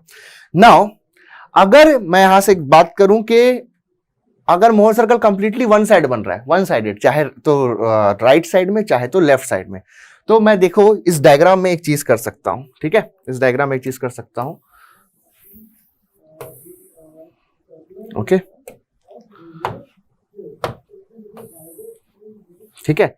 आप देखेंगे कि ये जो आपका लाइन है, ये अलग अलग, जैसे मैं मोहर सर्कल के सरकमफेरेंस में देखो मूव कर रहा हूं, देखो ध्यान से इस तरह से मूव कर रहा हूं। सो जब मैं सरकमफेरेंस में मूव कर रहा हूं तो different value of resultant stress मिल रहा है। नाउ एक पॉइंट दिख रहा होगा, देखो जैसे इसका जो एंगल है, देखो बीटा की वैल्यू देखो चेंज हो रही है जब मैं इसके सरकमफेरेंस पे मूव कर रहा हूं। यानी कि जब मैं डिफरेंट प्लेन पे रिजल्टेंट स्ट्रेस की बात कर रहा हूं तो बीटा की वैल्यू चेंज हो रही है। Now there will be a maximum value of beta. कब? अगर मोहर सर्कल कंप्लीटली एक साइड बन रहा है, या तो पूरी तरह से पॉजिटिव या फिर पूरी तरह से नेगेटिव, यानी कि जो नॉर्मल स्ट्रेसेस है वो टेंसाइल इन नेचर है पूरी तरह से, या तो कॉम्प्रेसिव इन नेचर है, दोनों का नेचर अलग अलग नहीं है। तो आप देखोगे यहां पर एक प्लेन होगा जिस प्लेन पर बीटा मैक्सिमम होगा। मैं बीटा मैक्सिमम कैसे फाइंड आउट कर सकता हूं भाई? ये जो लाइन है, ये जो रिजल्टेंट वाली लाइन है, अगर ये रिजल्टेंट वाली लाइन इस मोहर सर्कल के सरकमफेरेंस पे ऐसे टेंजेंशियल हो, इस तरह से छूते निकले ये वाला, तो ये एक पॉइंट होगा जो कि एक्चुअली क्या है? टेंजेंशियल है, ठीक है। सो उस कंडीशन में जो मुझे बीटा मिलेगा वो मैक्सिमम होगा, लाइक दिस। सो अगर मैं ओरिजिन से मोहर सर्कल पे एक टेंजेंट ड्रॉ करूं तो ये जिस पॉइंट पे टच करेगा मोहर सर्कल को, वो क्या है? एक प्लेन है ना। मोहर सर्कल के सरकमफेरेंस पे मौजूद हर एक पॉइंट एक प्लेन है। तो जिस पॉइंट पे मोहर सर्कल को टच करेगा that will be a plane, and this is the centre of Mohr circle, this is sigma 1, this is sigma 2, वो बीच का जो भी रहता है ना ऐसा ट्रायंगल वाला, ये सब जो इसको मैंने ओमिट कर दिया, ठीक है। आप सिंपल जो भी गिवन स्टेट ऑफ स्ट्रेस है उसको सिर्फ और सिर्फ इस मोहर सर्कल को using the principal stresses of a certain load diagram, जो ओरिजिनल आपके पास स्ट्रेस एलिमेंट होता है उसके रिस्पेक्ट में जो प्रिंसिपल स्ट्रेसेस आ रहे होते हैं उसके बेस से भी आप सेम मोहर सर्कल जो है वो ड्रॉ कर सकते हो। ये मैंने आपको एक नया पॉइंट बताया है ना, इसको ध्यान रखना। जैसे कि हम लोग ने पूरा कैलकुलेशन किया तो ये डायग्राम बना ना, जो पूरा कैलकुलेशन किया हम लोगों ने इस तरह से ABC पूरा निकाला, ठीक है। तो उसके बाद फिर हम लोग को फाइनली मोहर सर्कल मिला। तो ये बीच वाला पोर्शन आप हटा भी दोगे, इसके बाद भी सारा चीज इसको सारे को हटा दो, तो ये सिग्मा 1 है मैक्सिमम प्रिंसिपल स्ट्रेस, ये आपके पास सिग्मा 2 है। नाउ आप लोग बस कैलकुलेशन करो, जो भी कैलकुलेशन आपको करना है यहाँ पर, ठीक है, आप लोग कर सकते हो, ठीक है, आप लोग कर सकते हो। इस डायग्राम का भी इस्तेमाल आप लोग कर सकते हो, बिल्कुल, ठीक है। नाउ तो ये बन गया आप लोगों का वो प्लेन जिस प्लेन पे मैक्सिमम है आपकी क्या? ऑब्लिक्विटी। जो बीटा है यहां पर इस प्लेन के लिए मैक्सिमम है। तो बीटा मैक्सिमम कब मिलता है? बीटा मैक्सिमम कब मिलता है? जब आप ओरिजिन से मोहर सर्कल पे एक टेंजेंशियल लाइन ड्रॉ करते हो। तो the line which is tangent to the Mohr circle, ठीक है, वो एक पॉइंट से गुजरती है, और ये पॉइंट ऑफ मोहर सर्कल क्या शो करता है? एक प्लेन को शो करता है। तो ये वो प्लेन है जिसकी बीटा मैक्सिमम है। So this is the plane of maximum obliquity, ठीक है। सेम ऐसे ही इसका अपोजिट ऐसा नीचे भी आप ड्रॉ कर सकते थे, ऐसा नीचे भी इस तरह से टेंजेंट एक ड्रॉ कर सकते थे। दोनों टेंजेंट जो है ज्योमेट्री अगर आपको थोड़ा सा भी है तो आप समझ सकते हो कि ये जो एंगल मिलेगा और ये एंगल जो मिलेगा सेम है दोनों जगह से, ठीक है, दोनों जगह से सेम मिलेगा आप लोगों को। क्लियर बात है? एंगल जो है वो आप दोनों जगह से आप लोग को सेम मिलेगा। तो प्लेन की जो लोकेशन, अब ये जो दोनों प्लेन है इसके बीच का एंगल देखो, प्लेन ऑफ मैक्सिमम ऑब्लिक्विटी कई जगह देखने को मिल जाता है। तो जो एंगल है, angle between the plane of maximum obliquity, ये अभी तक नहीं पूछा गया है, तो ये पूछा जा सकता है। तो ये पूछा जा सकता है, अभी तक ये नहीं पूछा गया है, ये पूछा जा सकता है। ठीक है, तो ये जैसे 90 हो गया, ये बीटा मैक्स हो गया। ठीक है, तो ये जाएगा आपके पास, ये जाएगा आपके पास 90 माइनस बीटा एक्स। ठीक है, 90 माइनस बीटा एक्स हो जाएगा। ठीक है, ये आप लोग निकाल लो, टोटल ये जो एंगल है इसको मेजर कर लो, आप लोगों को जो इन दोनों प्लेन्स के बीच का जो एंगल है वो पता चल जाएगा। ठीक है, इन दोनों प्लेन के बीच का जो एंगल है वो आपको एग्जैक्टली कितना है वो पता चल जाएगा, प्लेन ऑफ मैक्सिमम ऑब्लिक्विटी का। ठीक है, तो this was about the Mohr circle. तो ये जो फंडामेंटल चीजें हैं जो मोहर सर्कल से पता चल सकती हैं वो हम लोगों ने यहाँ से देखी। ठीक है, यहाँ से हम लोगों ने देखी। नाउ कुछ स्पेशल केसेस जो हैं मोहर सर्कल के फॉर डिफरेंट लोडिंग, उसको देखते हैं। तो अब कुछ इंपॉर्टेंट जो केसेस हैं, जो जनरल केसेस हैं, वो सारे हम लोग देखते जाते हैं करके। जैसे कि एक मैं एक्सेल लोडिंग का केस लेता हूँ, एक्सेल लोडिंग का केस लेते हैं लाइक दिस। तो एक्सेल लोड इससे पर लगाया मैंने पी का, क्रॉस सेक्शन एरिया अगर ए है, पी इसमें लगाया मैंने, क्रॉस सेक्शन एरिया ए है इसका, तो पी बाई ए यहाँ पर किसी भी स्ट्रेस एलिमेंट पे इस तरह से जो ओरिजिनल स्टेट ऑफ स्ट्रेस है इसका, उस पर इस तरह से आएगा like this. Okay, sigma x, x direction में बस आ रहा है, is equal to P by a. Now अगर इसका मुझे मोहर सर्कल बनाना है तो कैसे बनाऊंगा? तो इसमें क्योंकि एक ही प्लेन है, ठीक है, थोड़ा सा इसको बड़ा कर लेते हैं। इसमें क्योंकि एक ही प्लेन है लाइक दिस, ओके, इस एलिमेंट में है ना, इसमें एक ही प्लेन है जिसपे स्ट्रेस है, बाकी सारे प्लेन पे कोई स्ट्रेस नहीं है, ओनली सिग्मा एक्स यहाँ पर आ रहा है। Now if I ask you कि प्रिंसिपल स्ट्रेसेस की वैल्यू क्या है, तो क्या आप इसको देखते बता सकते हो? तो आप बता पाओगे अगर इसको आप ध्यान से सुनते हो जो मैं बोल रहा हूँ, है ना। अगर आप देखोगे कि इस प्लेन पे और इस प्लेन पे और जो तीसरा जो जेड पे, जो आपको सामने जो डायग्राम दिखता है ना, ये जो हरा वाला फेस है, ये वाला फेस जो आपके तरफ है, ये जेड फेस है ना, ये जेड फेस। तो आप देख पाओगे कि इन जो ये जो फेसेस हैं, इन फेसेस में, ओके, इन फेसेस में जो स्ट्रेस है, shear stress that is zero, ये वाला फेस में भी shear stress जीरो है, ये वाला फेस में shear stress जीरो है, और जो सामने ग्रीन कलर का दिख रहा है Z फेस, उसमें भी shear stress जीरो है। तो तीन प्रिंसिपल प्लेन मुझे दिख रहे हैं साफ साफ, है ना भाई। तो ये वाला जो प्लेन है, this is by default a principal plane.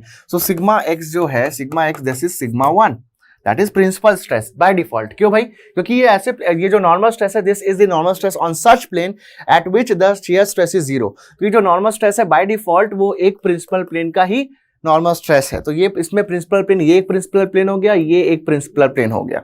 ठीक है, नाउ इसके लिए अगर मुझे मोहर सर्कल बनाना है तो मोहर सर्कल मैं बना सकता हूं लाइक दिस। मोहर सर्कल इसका बन जाएगा सिंपल। ओके, तो अगर मैं मोहर सर्कल बनाना चाहूँ तो कोऑर्डिनेट देखूंगा, तो यहाँ पर कोऑर्डिनेट हो जाएगा आपका सिग्मा एक्स कॉमा 0 और यहाँ पर 0 0। तो एक बार 0 0 यानी कि ये वाला, और सिग्मा एक्स कॉमा 0 ले लिया मैं कहीं पर, इस तरह से जस्ट रैंडमली समझाने के लिए सिग्मा एक्स कॉमा 0। तो ये दो पॉइंट्स के बीच में मेरा मोहर सर्कल जो है वो ड्रॉ होगा इस तरह से। Okay, like this. So this will be the Mohr circle. तो ऐसे केस के लिए, ठीक है, टेंशन वाला जो केस है, सिंपल टेंशन, तो पूरा पॉजिटिव साइड बनने वाला है। ठीक है, पूरा पॉजिटिव सिग्मा इस तरफ बनने वाला है पूरा। ओके, इस तरह से। और जो मोहर सर्कल है, मोहर सर्कल जो है that is tangential to the shear stress axis. देख सकते हो मोहर सर्कल जो है that is tangential to shear stress axis. ये बनेगा आपके पास यूनी एक्सेल लोडिंग के लिए। अगर आप कंप्रेशन लेते हो तो जस्ट इसका अपोजिट बन जाएगा, बट अगेन जो shear stress एक्सिस है that will be tangential to the Mohr circle. So uniaxial simple loading के लिए, सिंपल स्ट्रेस का कंडीशन बोल रहा हूं, यूनी एक्सियल लोडिंग बोल रहा हूं, तो वहां पर मोहर सर्कल जो होता है that is tangential to the shear stress axis. ये वाला पॉइंट आप लोग को याद रखना है। सेकंड, जैसे मैं बोला इस तरीके से, ठीक है, इस तरह से स्ट्रेसेस है आपके पास, इस तरह से स्ट्रेसेस है। ओके, तो अगेन ये जो यहाँ पर देख सकते हो कोई shear स्ट्रेस नहीं है, तो ये जो सिग्मा एक्स होगा this will be equal to sigma 1। कोई shear स्ट्रेस नहीं है, तो ये बाय डिफॉल्ट क्या बन गया? प्रिंसिपल प्लेन बन गया, ये वाला प्लेन, और इस पे नॉर्मल स्ट्रेस प्रिंसिपल स्ट्रेस बन गया। सेम ऐसे सिग्मा वाई को मैं ले लूंगा सिग्मा 2। ये बड़ा है बोल रहा हूं मैं, यहाँ पर जब मैं ऐसा लिख रहा हूं तो इसका मतलब ये है कि ये बड़ा है सिग्मा वाई से, है ना। तो ये बन गया आपके प्रिंसिपल स्ट्रेसेस, प्रिंसिपल स्ट्रेसेस बन गया। प्रिंसिपल प्लेन भी हम लोगों को क्लियरली यहाँ से पता है, तो एक ये हो गया आपके पास और एक ये हो गया आपके पास, दोनों प्रिंसिपल प्लेन्स हैं। अगर इसकी लोकेशन आप देखोगे तो लोकेशन क्या है भाई? ये आपका रेफरेंस प्लेन है, ये रेफरेंस प्लेन है, देखो बिना मोहर सर्कल बनाए भी आप लोग इसको एनालिसिस कर पाओगे। ये आपके पास रेफरेंस प्लेन है, रेफरेंस प्लेन से इस प्लेन का एंगल कितना होगा भाई, दोनों प्लेन सेमी प्लेन तो 0 डिग्री हो गया और 90 डिग्री, तो थीटा P1 कितना हो गया आपके पास 0 डिग्री और थीटा P2 कितना हो गया यहाँ पर देख के 90 डिग्री हो गया। इस तरह से ना मोहर सर्कल अगेन आप बनाते हो तो आप लोग सेम डायरेक्टली बना सकते हो इस तरह से। इसके जो कोऑर्डिनेट्स हैं दैट इज सिग्मा x, 0, ये वर्टिकल प्लेन का, हॉरिजॉन्टल प्लेन का सिग्मा y, 0, इस तरह से बनाया आपने, है ना। ये हो गया आपके पास लाइक दिस, है ना। तो सिग्मा x, 0, सिग्मा x, 0 एक प्लेन वर्टिकल प्लेन और सिग्मा y, 0, ये हो गया दूसरा प्लेन, ठीक है। ये हो गया आपके पास दूसरा प्लेन, तो ये बन गया आपके पास मोहर सर्कल, ये बन गया आपके पास Mohr circle for the biaxial loading without shear stress, इसमें कोई भी शियर स्ट्रेस नहीं दिया रखा है। अब इसी में बात करें तो इसी में होता है एक लाइक स्ट्रेस, एक होता है अनलाइक स्ट्रेस का प्रॉब्लम, ठीक है। लाइक स्ट्रेस और अनलाइक स्ट्रेस की बात करें अगर इसी में, तो लाइक स्ट्रेस किसको बोलते हैं, लाइक स्ट्रेस की कंडीशन कब बोलते हैं हम लोग, like stresses and unlike stress,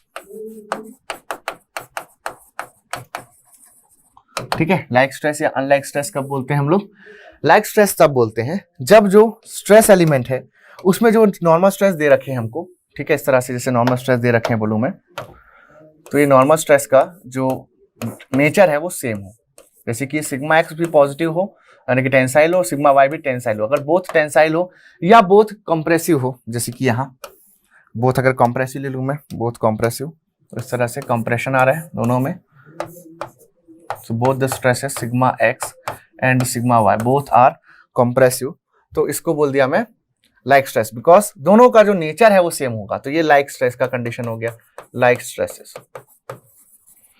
अगर दोनों का नेचर अपोजिट है, एक टेंसाइल हो और एक कंप्रेसिव हो जाए इस तरह, जैसे कि सिग्मा एक्स टेंसाइल हो गया और ये क्या हो गया सिग्मा वाई, ये क्या होगा आपके पास कंप्रेसिव हो गया, तो दोनों का नेचर अलग है, एक टेंसाइल है और एक आपके पास कंप्रेसिव है, तो ये क्या हो गया आपके पास, ये है आपके पास अनलाइक स्ट्रेसेस, अनलाइक स्ट्रेसेस की कंडीशन है, ठीक है, अनलाइक स्ट्रेसेस की कंडीशन। तो इसके लिए अगर आप मोहर सर्कल बनाते हैं तो कैसा बनेगा, इसके लिए जो मोहर सर्कल बनाएंगे तो ऐसा बनेगा लाइक दिस, एक आपका टेंसाइल एक आपका कंप्रेसिव, ठीक है। इस वाले प्लेन का कोऑर्डिनेट अगर मैं लिखूं, इस वाले प्लेन का कोऑर्डिनेट लिखूं तो जाएगा सिग्मा एक्स, 0, अगेन ये जाएगा माइनस सिग्मा वाई, 0, ये हो गया कोऑर्डिनेट इसका, है ना।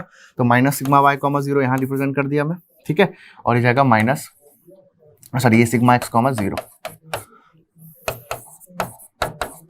ठीक है। तो इसके बीच में मैं इस तरह से जो मोहर सर्कल है प्लॉट कर देता हूं, ये बन गया मोहर circle,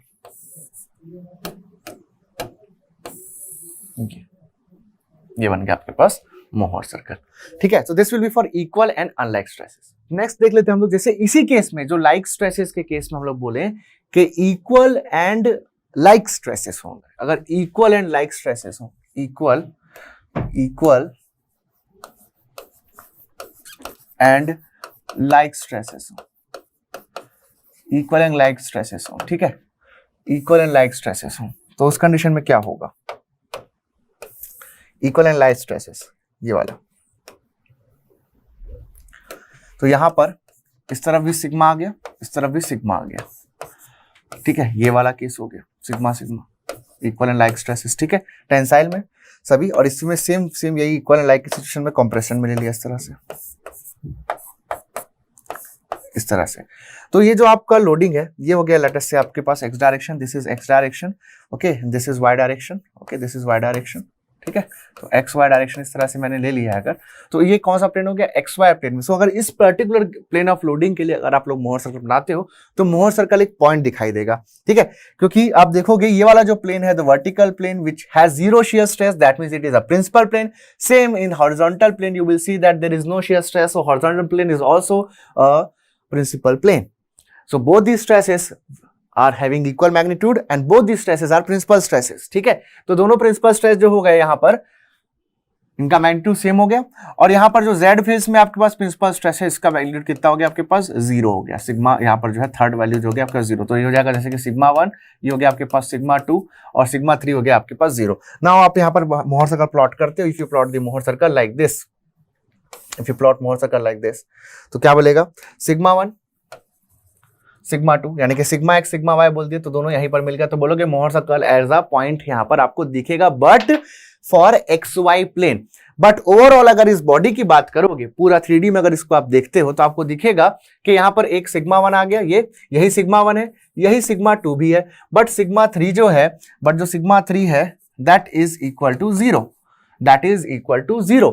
so in x y plane अगर आप देख रहे हो तो आपको तो प्रिंसिपल स्ट्रेसेस बस दिख रहे हैं, सिग्मा 1 सिग्मा 2 बस दिख रहा है और कोई शियर स्ट्रेस नहीं दिख रहा है, तो यहां पर आपको इस तरह से स्टेट ऑफ स्ट्रेसेस मिले। लेकिन जब आप पूरे बॉडी को देखोगे इसके, सो इंटायर बॉडी को देखे जब हम लोग, तो हमको समझ आया कि भाई प्रिंसिपल स्ट्रेस जो है वो एक वैल्यू और भी है, दैट इज 0 भी है एक यहां पर। तो ये बना आपका मोहर circle for the element.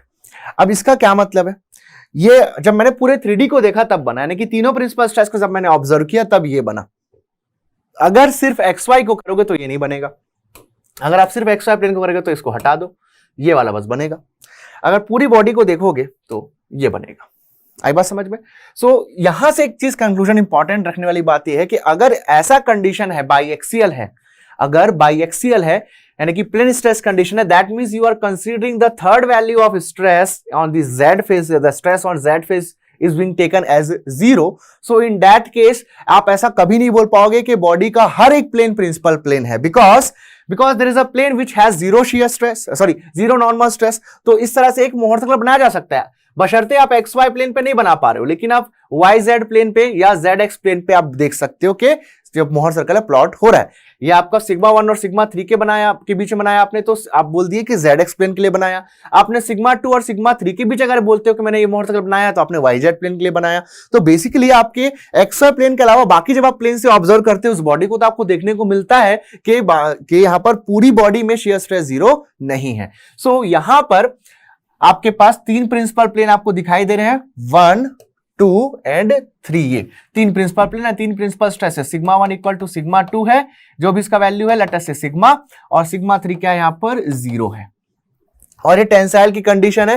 Compression की जब बात करोगे तो जस्ट अपोजिट बन जाएगा, जस्ट अपोजिट इस तरह से बन जाएगा आप लोगों का, ये like this, okay okay like this, इस तरह से जस्ट बन जाएगा। अगेन ये भी जो देख पा रहे हो आप लोग, this is a Mohr circle which is tangent to the tau axis, okay, tau axis के साथ ही टेंजेंट है। ये हो गया आपका सिग्मा 1, सिग्मा 2 भी यहीं पर ही मिल रहा है, और अगेन सिग्मा 3 के आपके पास 0, ये कंप्रेशन के लिए बन गया। इसमें अगेन आप देखोगे यहाँ पर जो मैक्सिमम आ रहा है शियर स्ट्रेस, जहां पर मैक्सिमम शियर स्ट्रेस आ रहा है इस एलिमेंट, इस बॉडी पे, इसमें ये आपका देखने को मिल रहा है, ये that is sigma 1 minus sigma 3/2, ये आपके पास आ रहा है tau max, this is tau max. अब यहां पर ये हम लोगों को तीनों प्लेन में कंपेयर करने के बाद मिल रही है, जो वैल्यू मिल रही है ये तीनों प्लेन में देखने के बाद मिल रही है। So it is the maximum out of the three in plane tau max. तो ये पूरी बॉडी में सबसे बड़ा वाला शियर स्ट्रेस है, तो इसको क्या बोलते हैं हम लोग, टाउ मैक्स एब्सोल्यूट बोलते हैं। तो टाउ मैक्स एब्सोल्यूट है, क्लियर बात है। सेम यहां पर भी आपको टाउ मैक्स जो मिलेगा that will B actually maximum out of the three values, so this is tau max absolute again, tau max absolute again. Clear बात हो गई यहां पर। अब अगर मैं इक्वल बट अनलाइक स्ट्रेस बोलूं, इक्वल बट अनलाइक स्ट्रेस बोलूं तो क्या होगा, ठीक है, इक्वल बट अनलाइक स्ट्रेस बोलूं तो क्या होगा। बट इसमें एक और बात कर लेते हैं, इसमें उसमें जाने से पहले एक बात और कर लेते हैं। तो मोहर सर्कल भाई एग्जैक्टली पॉइंट कब बनता है सर, पूछेंगे आप, सर तो मोहर सर्कल एग्जैक्टली पॉइंट कब बनता है, तो उसके लिए बात कर लेते हैं। सो 3D में जब मैं बात करूंगा, यही इक्वल एंड लाइक स्ट्रेसेस की बात करूंगा 3D में बात किया मैं, 3D में बोला कि इक्वल एंड लाइक स्ट्रेसेस है, equal and like stresses 3D में जब आप देखते हो इक्वल एंड लाइक स्ट्रेसेस इस तरह से, ये लो, ये बनाया मैं,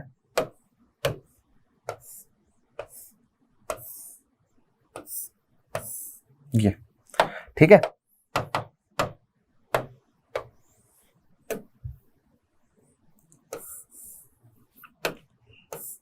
ये हो गया आपके पास सिग्मा, टेंसाइल है, ये भी टेंसाइल है। ऑल स्ट्रेसेस आर टेंसाइल, यानी कि सभी का नेचर सेम है तो लाइक स्ट्रेस हो गया, और सभी का मैग्नीट्यूड सेम है तो इक्वल हो गया। तो इक्वल एंड लाइक स्ट्रेसेस मिले आपको तीनों डायरेक्शंस में, ठीक है। सेम इसी का ही आप अपोजिट ले सकते हो, यानी कि कंप्रेशन आप ले सकते हो इस तरह से, ठीक है। तो कंप्रेशन ले लिया मैं इस तरह से,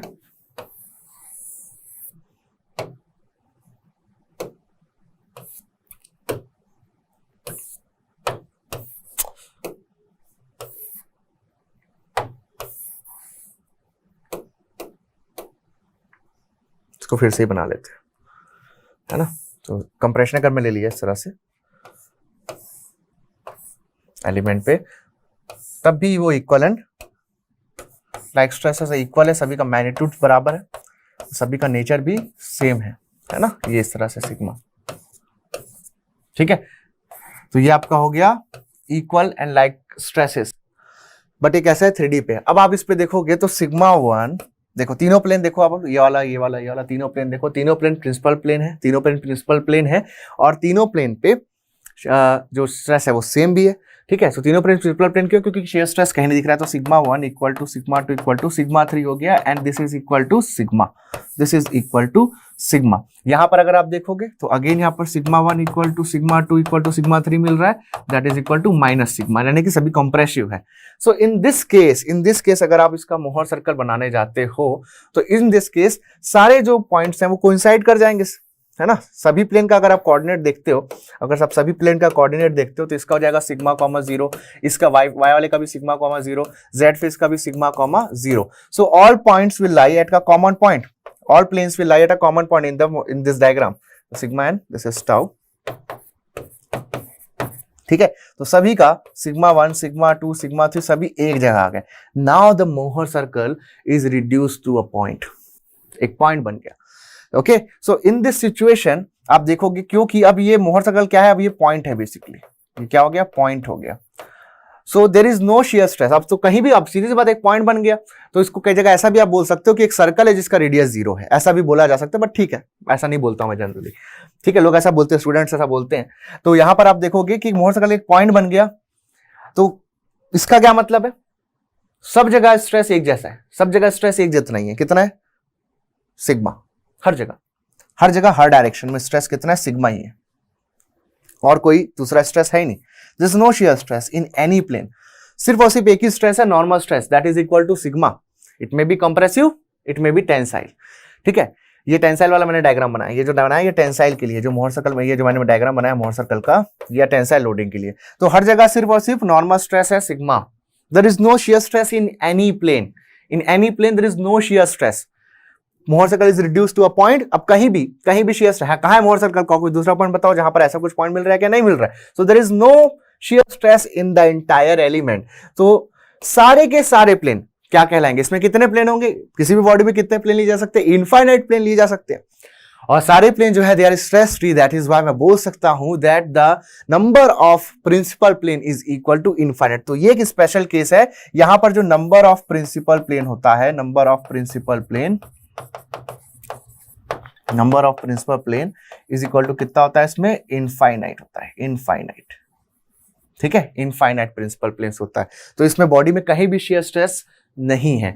सो जब 3 डायमेंशनल लोडिंग होती है, सो equal and unlike stresses, sorry equal and like stresses जब होते हैं आपके पास, तो हम लोग बोलते हैं कि उस कंडीशन में आपके पास क्या होगा, हर जगह जो शेयर स्ट्रेस है 0 होगा बॉडी में, that's why infinite number of principal plane देखने को मिलेंगे, और बॉडी में हर जगह स्ट्रेस कितना होगा, equal to the common value of stress, that is sigma. Now here जब मैं बोलता हूं 3 डायमेंशनल, जब मैं 3 डायमेंशनल इक्वल और like stresses, equal like stresses की बात करता हूं, इक्वल लाइक स्ट्रेसेस, और इसमें बेटा जब स्ट्रेस आपके कंप्रेसिव हो जाते हैं, तो ये क्या है, this is hydrostatic, this is not hydrostatic. Hydrostatic condition में हाइड्रोस्टैटिक प्रेशर क्या होता है, pressure is compressive in nature. तो ये हाइड्रोस्टैटिक ये नहीं है, हाइड्रोस्टैटिक ये है। हाइड्रोस्टैटिक ये वाला क्या है, इसमें देखोगे आप लोग, इसमें आप लोगों का इक्वल एंड लाइक स्ट्रेसेस है, लेकिन all stresses are compressive in nature. So equal and like stresses हो, and all stresses are compressive in nature, तो इसको क्या बोलते हैं, this is your hydrostatic loading, this is your hydrostatic loading, okay, this is hydrostatic, okay, hydrostatic loading. क्यों, ऐसा क्यों बोलते हैं हाइड्रोस्टैटिक लोडिंग? हाइड्रोस्टैटिक कंडीशन में जानते हैं हम लोग, पास्कल लॉ कहता है कि किसी पॉइंट पे जो प्रेशर होता है वो सभी डायरेक्शन से सेम होता है। तो देखो सभी डायरेक्शन से इसमें सेम आ रहा है, ठीक है, सभी डायरेक्शन से सेम यहाँ पर लोड आ रहा है, सभी डायरेक्शन से सेम प्रेशर आ रहा है, सेम प्रेशर बोल सकते हो, क्योंकि कंप्रेसिव स्ट्रेस है। तो compressive normal stress is equivalent to pressure. Compressive normal stress जो है इसको आप एज अ प्रेशर भी डिफाइन कर सकते हो। So it can also be defined as pressure, जो 3 लाइन बना रहे हैं प्रेशर का सिंबल है, ठीक है, sorry can be defined as का सिंबल है। So this compressive stress which is equal from all the direction can be defined as pressure. सिर्फ तभी डिफाइन किया जा सकता है इसको एज अ प्रेशर जब सभी तरफ से इक्वल कंप्रेसिव स्ट्रेस आ रहे हो। So this condition can be seen as a hydrostatic condition, ठीक है। सो ये जो कंप्रेसिव स्ट्रेस है जो सब जगह बराबर है, इसको मैं प्रेशर भी बोल सकता हूं। So it can also be defined as pressure, ठीक है। तो इसको अगर आप चाहो तो ऐसा भी बोल सकते हो, लाइक दिस, सिग्मा हटा के पी लिख दो भैया, इस तरह से P P P P P इस तरह से। तो जब आप किसी लिक्विड में रहोगे, किसी लिक्विड एट रेस्ट की बात करो, ये उसका फ्री सरफेस है, उससे एच डेप्थ पे अगर आप जाते हो, यहाँ पर ये एलिमेंट लेते हो, अगर एक छोटा सा एलिमेंट लेते हो तो यहाँ पर जो प्रेशर होगा P equal to rho g h होगा हर जगह पर, ठीक है, हर डायरेक्शन में, हर डायरेक्शन पे इसके जो प्रेशर आएगा इस पर्टिकुलर पॉइंट पे, हर डायरेक्शन में जो प्रेशर आएगा that will be same according to the Pascal's law. So this is hydrostatic loading condition. इसके लिए अगर आप लोग मोहर सर्कल बनाते हो तो कैसा बनेगा, एक तो कंप्रेसिव है तो इस तरफ जाएगा, ठीक है, कंप्रेसिव तो इस तरफ जाएगा, पहली बात ये, ठीक है। तो ये हो गया आपके पास टाउ माइनस सिग्मा एन, तो ये इस तरफ जाएगा, ठीक है, ये इस तरह से बनेगा। So Mohr circle will reduce to a point for hydrostatic loading condition, ये आ जाएगा सिग्मा या फिर माइनस सिग्मा बोल सकते हो, ठीक है।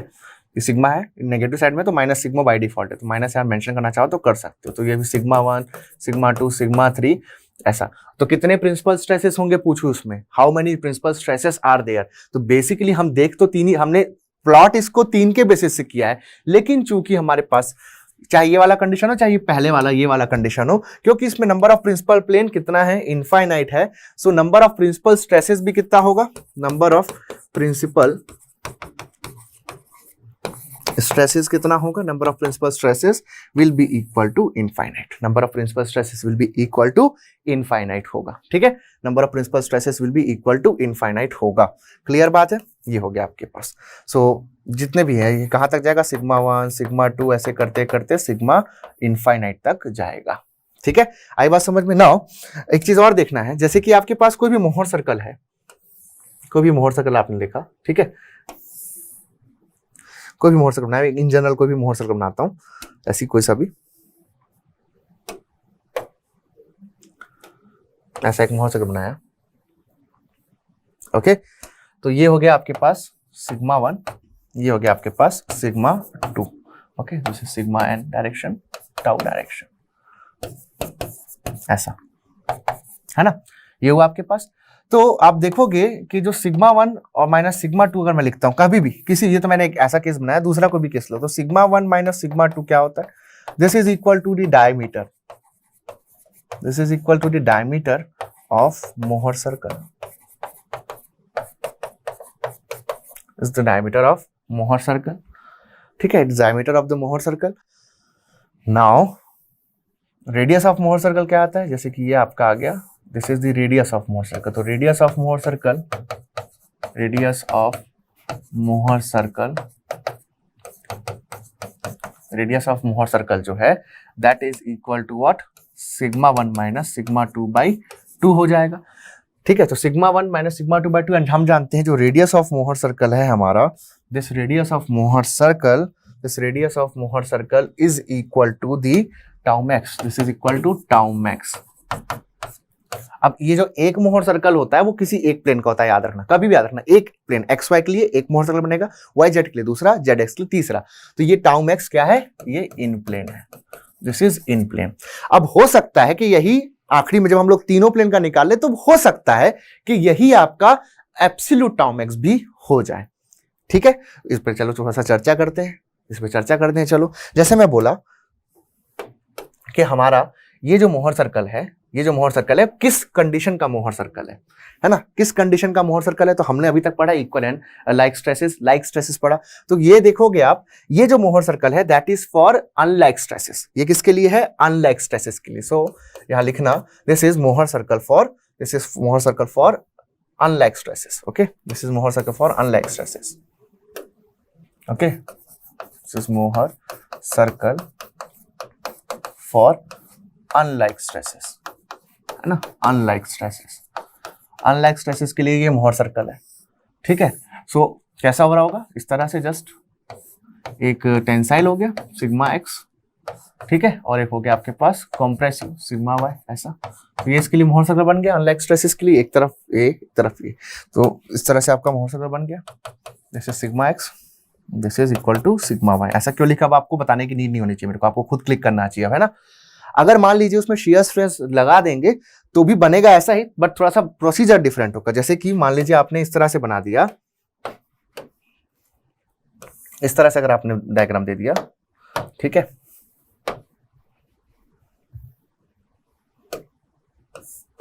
ये हो गया सिग्मा एक्स, ये हो गया आपके पास सिग्मा वाई। अब इसमें शियर स्ट्रेस भी लगा दिए मैंने थोड़े से,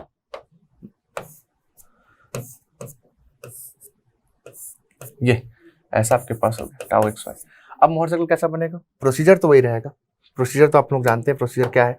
तो प्रोसीजर इसका कैसा रहेगा, ये रहा आपके पास सिग्मा एन एक्सिस, ओके, ये हो गया आपके पास टाउ एक्सिस, ठीक है। तो ये बना वर्टिकल प्लेन, ये हो गया हॉरिजॉन्टल प्लेन। कोऑर्डिनेट्स लिखते हैं इसके, तो कोऑर्डिनेट्स हो जाएंगे आपके पास sigma x comma tau x Y, और ये क्या हो जाएगा, इसका कोऑर्डिनेट क्या हो जाएगा, sigma y minus sigma Y comma tau x y, ये भी माइनस में, तो दोनों माइनस में इस तरफ हो गया, ठीक है। Sigma n minus sigma n, ये हो जाएगा sigma n tau minus tau. Locate करते हैं पॉइंट्स को, ओके, पॉइंट्स को लोकेट करते हैं। चलिए, तो ये हो जाएगा आपके पास, दिस इज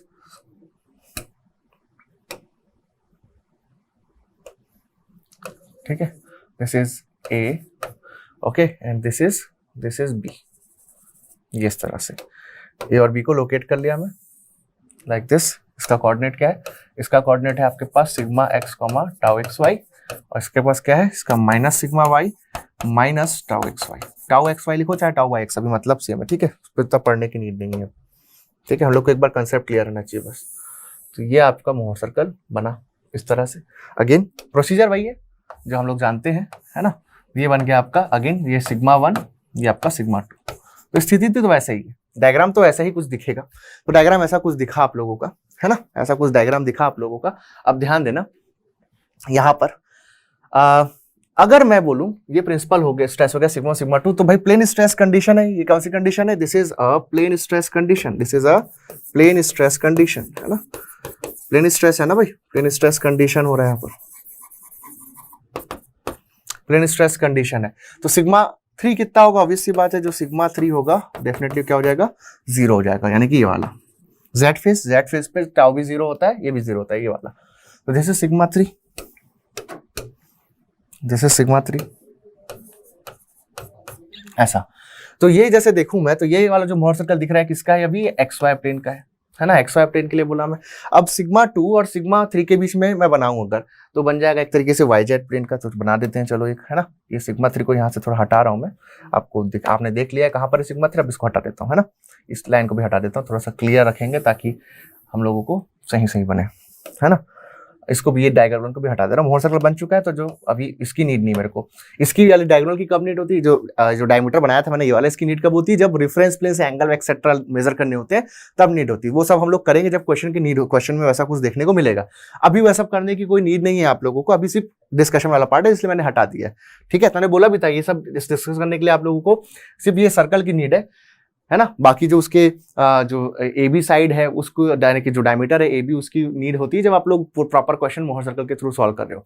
गेट में जो मैक्सिमम क्वेश्चन है हम लोग एनालिटिकल से फट से सॉल्व कर सकते हैं, कुछ कुछ क्वेश्चंस में आप मोहर सर्कल यूज करोगे तो बहुत जल्दी बनेगा, ठीक है। तो जितने क्वेश्चन हो पाएंगे यहाँ से हम लोग अच्छे क्वेश्चंस लेने की पूरी कोशिश करेंगे, क्योंकि टाइम लिमिटेड है, टॉपिक बहुत वास्ट है। फुल कोर्स में थोड़ा सा आसान होता है चीज़ों को टाइम लेकर के पूरा अच्छे से बता पाना। क्रैश कोर्स है तो क्रिस्प वे में काफ़ी हम लोग पढ़ रहे हैं, ठीक है। चलिए देखिए, अब तो यहाँ पर मैंने जैसे कि अब वाई जेड के लिए बात किया, तो वाई जेड यानी कि सिग्मा टू सिग्मा थ्री के बीच बना दिया मैंने। ये लो, सिग्मा थ्री जेड फेस है ना भाई, तो जेड फेस के लिए हो गया आपके पास सिग्मा वाई और जेड के लिए। अब देखो ये बन गया क्या, नाउ दिस इज मोहर circle for 3D, this is मोहर circle for 3D, this is मोहर सर्कल फॉर 3D। तीनों डायमेंशन का आपने शो कर दिया ना, आपने एक्स वाई का बना दिया, आपने वाई जेड का बना दिया, आपने जेड एक्स का बना दिया, तीनों का बना दिया। तो ये बढ़ गया पूरा ओवरऑल मोहर सर्कल फॉर 3D बन गया। तो सिग्मा वन और सिग्मा टू के बीच बनाया, सिग्मा टू और सिग्मा थ्री के बनाया, सिग्मा थ्री और सिग्मा वन के बीच बनाया, बन गया मोहर सर्कल पूरा, तीनों का कवर हो गया, तीनों डायरेक्शन का बन गया। अब देखो रेडियस ऑफ मोहर सर्कल क्या होता है, बोला मैं, radius of Mohr circle is equal to the in plane tau max, है ना, इन प्लेन टाउ मैक्स। तो यहाँ देखना, तो यहाँ देखना भाई, अब ये जैसे ये कौन सा बड़ा वाला जो है किसका बोला मैं, ये एक्स वाई का है ना, एक्स वाई का है, तो इसका रेडियस देखो ये है आपके पास, तो ये हो जाएगा आपके पास tau max in plane, tau max in plane किसका, एक्स वाई, है ना, ये बना। यहां पर ये भी टाउ मैक्स बनेगा, इस वाले मोहर सर्कल का रेडियस ये क्या है आपके पास, दिस इज टाउ मैक्स, क्या, इन प्लेन, कौन सा, वाई जेड। एक और बना ये वाला, ये क्या है, टाउ मैक्स, कौन सा, इन प्लेन, कौन सा, जेड एक्स, है ना। और टाउ मैक्स, तीन टाउ मैक्स इन प्लेन मिलेंगे आपको, क्योंकि तीन प्लेन है, x y y z z x, और इन तीनों में जो सबसे हाईएस्ट वैल्यू है दैट इज एब्सोल्यूट। तो देखो तीनों में सबसे बड़ा कौन सा है, तीनों में सबसे बड़ा कौन सा है, ये वाला एक्स वाई प्लेन का दिख रहा है सबसे बड़ा है ना, एक्स वाई का बना है। तो यहां पर इन तीनों में सबसे बड़ा कौन है, tau max in plane x y is the greatest shear stress, is the greatest shear stress है, ठीक है। सो इस कंडीशन में मैं क्या बोलता हूं, ये टाउ एक्स में ग्रेटेस्ट shear stress है, तो जो ग्रेटेस्ट shear stress है among all the maximum in plane tau max, तो उस कंडीशन में ये वाला क्या है, this is tau max absolute, सिखा चुका हूं आपको लास्ट लेक्चर में, this is tau max absolute, this is tau max absolute. अब यहां से एक और कंक्लूजन आप ड्रॉ कर सकते हो, वो ये है कि अगर आपका जो गिवन लोडिंग कंडीशन है वो आपके पास अनलाइक स्ट्रेसेस का है, अनलाइक स्ट्रेसेस का जो इन प्लेन टाउ मैक्स निकालोगे आप, देखना ये अनलाइक स्ट्रेसेस है ना भाई, कौन सा, एक्स वाई प्लेन में दे रखा है, अनलाइक स्ट्रेसेस है, sigma x tensile, sigma y compressive. तो अनलाइक स्ट्रेसेस के केस में जो इन प्लेन टाउ मैक्स मिलेगा, मतलब यानी कि इस कंडीशन के लिए, इस वाले कंडीशन के अगर आप फॉर्मूला भी लगाते हो टाउ मैक्स का, इस वाले कंडीशन के लिए, इसके लिए अगर आप टाउ मैक्स निकालते हो, ठीक है, एक्स वाई प्लेन का रूट ओवर इस वाले फॉर्मूले से sigma x minus sigma Y by 2 whole square plus tau x Y square, ये जो फॉर्मूला से आंसर निकालोगे, या मोहर सर्कल वगैरह से जो भी आप डायमीटर वगैरह निकाल करके, रेडियस वगैरह निकाल करके कैलकुलेशन करोगे, तो इस वाले प्रॉब्लम के लिए जो आप लोग डायरेक्टली फॉर्मूला से या डायरेक्टली इसका मोहर सर्कल ड्रॉ करके जो स्ट्रेस निकालोगे वो by default absolute tau max होगा। सो सिंपल यहां से एक स्टेटमेंट आप बोल सकते हो दैट फॉर अनलाइक स्ट्रेसेस जो इन प्लेन टाउ मैक्स होगा वही उस बॉडी का मैक्सिमम एब्सोल्यूट टाउ मैक्स होगा, एब्सोल्यूट टाउ मैक्स होगा, ठीक है। सो फॉर यहां नोट करना, for unlike stress problem, for unlike stresses problem, जो अनलाइक स्ट्रेसेस का प्रॉब्लम होता है, ठीक है। और अगर कॉन्सेप्ट मजा आ गया, अगर ये यहां तक अगर आपने वीडियो को एक स्ट्रेच में देखा है ना, तो मतलब फिर आपका गजब का कंसेप्ट होने वाला है। कमेंट करके बताना कि आपने देखा और आपको कैसा लगा, ठीक है। कमेंट में मैं जानना चाहूंगा कि कैसा लगा ये कंसेप्ट आप लोगों को, आपने ये कंसेप्ट किस तरह से लिया, किस तरह से सीखा, अपना एक्सपीरियंस बिल्कुल कमेंट सेक्शन में बताना, ठीक है। कमेंट सेक्शन भरा हुआ चाहिए, मुझे मजा आता है, ठीक है। तो फॉर अनलाइक स्ट्रेसेस प्रॉब्लम क्या बोल रहा हूं मैं, इन प्लेन टाउ मैक्स जो आएगा, in plane tau max will be the tau max absolute of the member, tau max absolute of the member,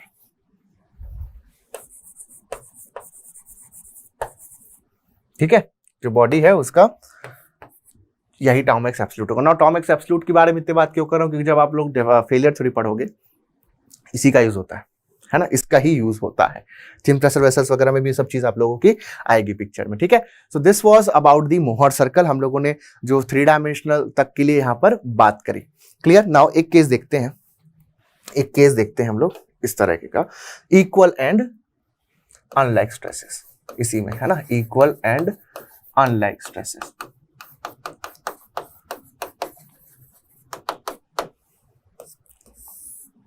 equal and unlike stresses बोला,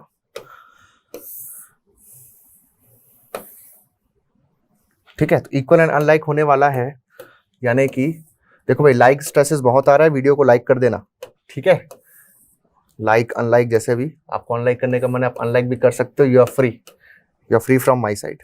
आपको लग रहा है कि आपको अनलाइक करना है तो बिल्कुल आप अनलाइक कर सकते हो, है ना।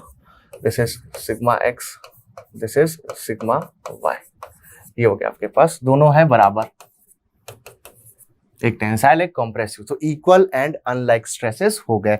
तो इस प्लेन का कोऑर्डिनेट देखोगे बेटा तो हो जाएगा सिग्मा 0, इसका जाएगा माइनस सिग्मा 0, ठीक है। तो इस तरह से आपको एक मिला और एक इधर मिला आपको सिग्मा कॉमा 0 और इस तरफ क्या मिलेगा माइनस सिग्मा कॉमा 0, है ना। ये जो वैल्यू है दिस इज सिग्मा सिग्मा। तो एक मोहर सर्कल मिलेगा, एक मोहर सर्कल इसके लिए मिलेगा जिसका सेंटर कहां पर होगा, ओरिजिन पे होगा। जिसका सेंटर कहां पर होगा, ओरिजिन पे मिलेगा। देखो तो ये मिला आप लोग को Mohr circle with A centre, with the centre at the origin, sigma and tau. तो यहां मिला आपको मोहर सर्कल, ओके, यहां मिला आपको Mohr circle with its centre at origin.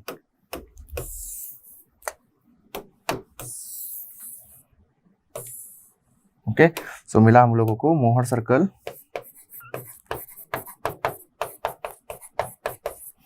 with the center at origin, है ना, विथ सेंटर एट ओरिजिन। तो मोहर सर्कल आप लोगों को मिला ना। यहाँ पर जो टाउ मैक्स देखने को मिलेगा आपको, टाउ मैक्स कितना आएगा इसके लिए कैलकुलेट करके बता सकते हो आप लोग, है ना। टाउ मैक्स कितना आएगा, इसका रेडियस इसका डायमीटर हो जाएगा 2 सिग्मा, तो radius of Mohr circle equal to tau max होगा। तो टाउ मैक्स यहाँ पर कितना आएगा, this is equal to sigma ही आएगा। और ये जो टाउ मैक्स है, क्योंकि ऑब्वियस सी बात है अनलाइक स्ट्रेसेस का प्रॉब्लम है, तो यही क्या होगा, टाउ मैक्स एब्सोल्यूट भी होगा, टाउ मैक्स एब्सोल्यूट भी यही होगा, ठीक है, सिग्मा के बराबर। क्लियर बात है। एक और यहाँ माइनस भी मिलेगा, तो उसका मतलब दो प्लेन होते हैं ना भाई मैक्सिमम वाले, एक पे क्लॉकवाइज होगा तो दूसरे पे एंटी क्लॉकवाइज होगा, तो एक पे क्लॉकवाइज होगा तो दूसरे पे एंटी क्लॉकवाइज होगा। That's it, that is clear, previous discussion कर चुके हैं हम लोग। तो this is the Mohr circle for the equal and unlike stresses. Now इसी के जैसा ditto same to same Mohr circle मिल सकता है एक और सिचुएशन है जिसको बोलते हैं प्योर शियर।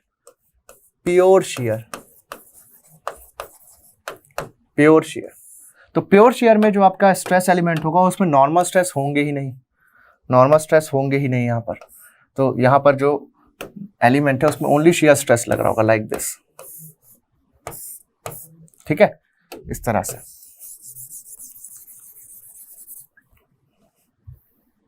इसमें सिर्फ और सिर्फ शियर स्ट्रेसेस लग रहे होंगे, लाइक दिस, टाउ, है ना, इस तरह से शियर स्ट्रेसेस बस लग रहे होंगे।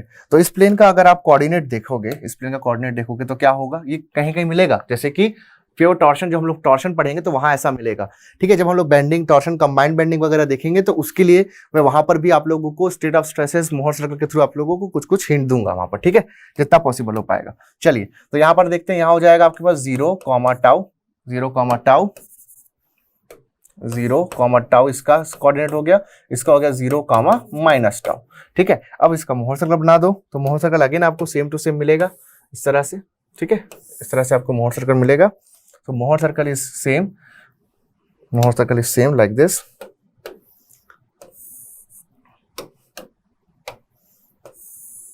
मिलेगा इस तरह से। ये जो वर्टिकल प्लेन है, ये रहा वर्टिकल प्लेन, कोऑर्डिनेट क्या, 0, टाउ, ये ए बोल गया इसको, बी, है ना।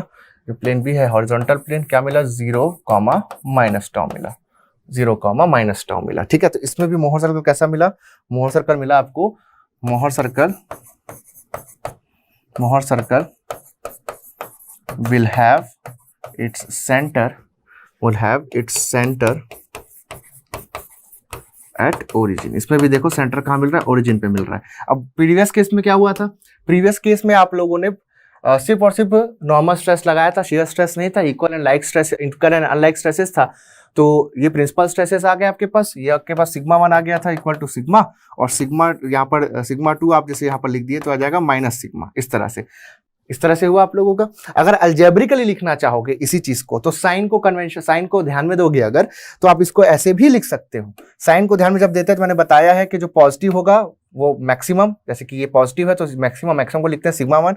अलजेब्रिकली लिख रहा हूं ना, फिर से रिपीट कर दे रहा हूं। और फिर इसके बाद 0 आएगा इंटरमीडिएट वैल्यू, और सबसे कम कौन होगा, सिग्मा 3 कितना हो जाएगा यहाँ पर, माइनस सिग्मा हो जाएगा, सिग्मा 2 इक्वल टू 0। तो ये जो मैंने रिप्रेजेंटेशन किया है, दिस इज अलजेब्रिकली रिप्रेजेंट मैंने किया है, ठीक है, ये चीज का ख्याल रखना।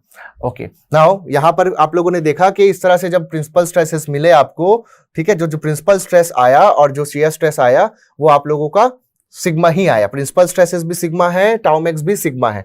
तो यहाँ पर नॉर्मल स्ट्रेस लगाए तो नॉर्मल स्ट्रेस का जो मैग्नीट्यूड था उसके इक्वल शियर स्ट्रेस मिला, ठीक है। क्या बोल रहा हूं, नॉर्मल स्ट्रेस सिग्मा लगाया मैंने, इक्वल एंड अनलाइक, और उसी के मैग्नीट्यूड के बराबर मुझे टाउ मैक्स मिला, मैक्सिमम शियर स्ट्रेस मिला। अब यहाँ उल्टा है, यहाँ पर मैं जिस मैग्नीट्यूड का शियर स्ट्रेस लगा रहा हूं, देखो ये जो शियर स्ट्रेस आ रहा है that is tau, that is tau. अब देखो ये क्या है, इसका रेडियस है, ये रेडियस है, तो ये वैल्यू कितनी होगी, ये भी टाउ होगी, और ये वैल्यू कितनी होगी, ये भी टाउ होगी। तो जिस मैग्नीट्यूड का आप शेयर स्ट्रेस लगा रहे हो उसी मैग्नीट्यूड का आपको प्रिंसिपल स्ट्रेस भी यहां पर मिल रहा है। This is the principal plane, location etcetera आप लोग एंगल्स को देख करके खुद फाइंड आउट कर सकते हो। Okay, that can not be discuss इतने शॉर्ट टाइम में, अभी ज्यादा डिस्कस नहीं कर पाएंगे, लेकिन जितना डिस्कशन हुआ that is more than sufficient.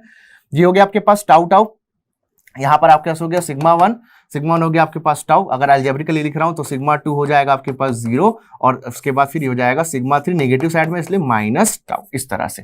तो 3 प्रिंसिपल स्ट्रेसेस अलजेब्रिकली मैंने यहाँ पर रिप्रेजेंट कर दिए। ठीक है, so this is the condition of pure shear. तो यहाँ पर ऐसा नहीं है कि नॉर्मल स्ट्रेस नहीं आ रहा है, सिर्फ इस फेस पे शियर स्ट्रेस है, बाकी ऐसा फेस और यानी कि सिर्फ इन्हीं फेसेस पे, वर्टिकल और हॉरिजॉन्टल फेसेस पे बस शियर स्ट्रेसेस हैं, नॉर्मल स्ट्रेसेस नहीं है। लेकिन ऐसा नहीं कि बॉडी में कहीं भी नॉर्मल स्ट्रेस नहीं होगा अब, ठीक है। तो बॉडी में कहीं भी अगर आपको नॉर्मल स्ट्रेस निकालना है तो बस एक बार चेक करके देख लो, इसको ट्रांसफॉर्म करो थीटा डिग्री। तो किसी भी ऑब्लिक लोकेशन पे जा रहे हो तो आप देख रहे हो कि किसी भी ऑब्लिक लोकेशन पे आप देख पाओगे, है ना, कि आप लोगों को जो नॉर्मल स्ट्रेस है वो भी मिलेंगे और शियर स्ट्रेस है वो भी मिलेंगे। तो एक प्लेन ऐसा होगा जहां पर शियर स्ट्रेस की वैल्यू 0 हो जाएगी। तो क्वेश्चन यहां से ऐसा बन सकता है कि कितना डिग्री रोटेट कर दूंगा, कितना डिग्री इसको रोटेट कर दूंगा तो जो शियर स्ट्रेस है वो 0 हो जाएगा, एग्जैक्टली 0 हो जाएगा। तो इसको यहां से जैसे कि इस एलिमेंट को वर्टिकल प्लेन को जैसे ऐसा बोल दो, क्लॉकवाइज थीटा, यहाँ पर क्लॉकवाइज ये कितना डिग्री, 90 डिग्री है, 90 डिग्री है यहाँ पर।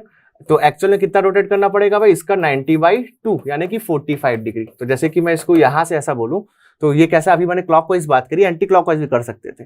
तो इसको अगर आप क्लॉकवाइज 45 डिग्री इस एलिमेंट को रोटेट कर दोगे इस तरह से, इस एलिमेंट को अगर आप क्लॉकवाइज 45 डिग्री इस तरह से रोटेट कर दो जस्ट, है ना, इसको 45 डिग्री, ये 30 45, ये 45 डिग्री जैसे आप इसको रोटेट करोगे, ठीक है, तो ये इसको 45 डिग्री रोटेट करने पर आपको इस तरह से शियर, इस तरह से स्ट्रेसेस देखने को मिलेंगे, है ना।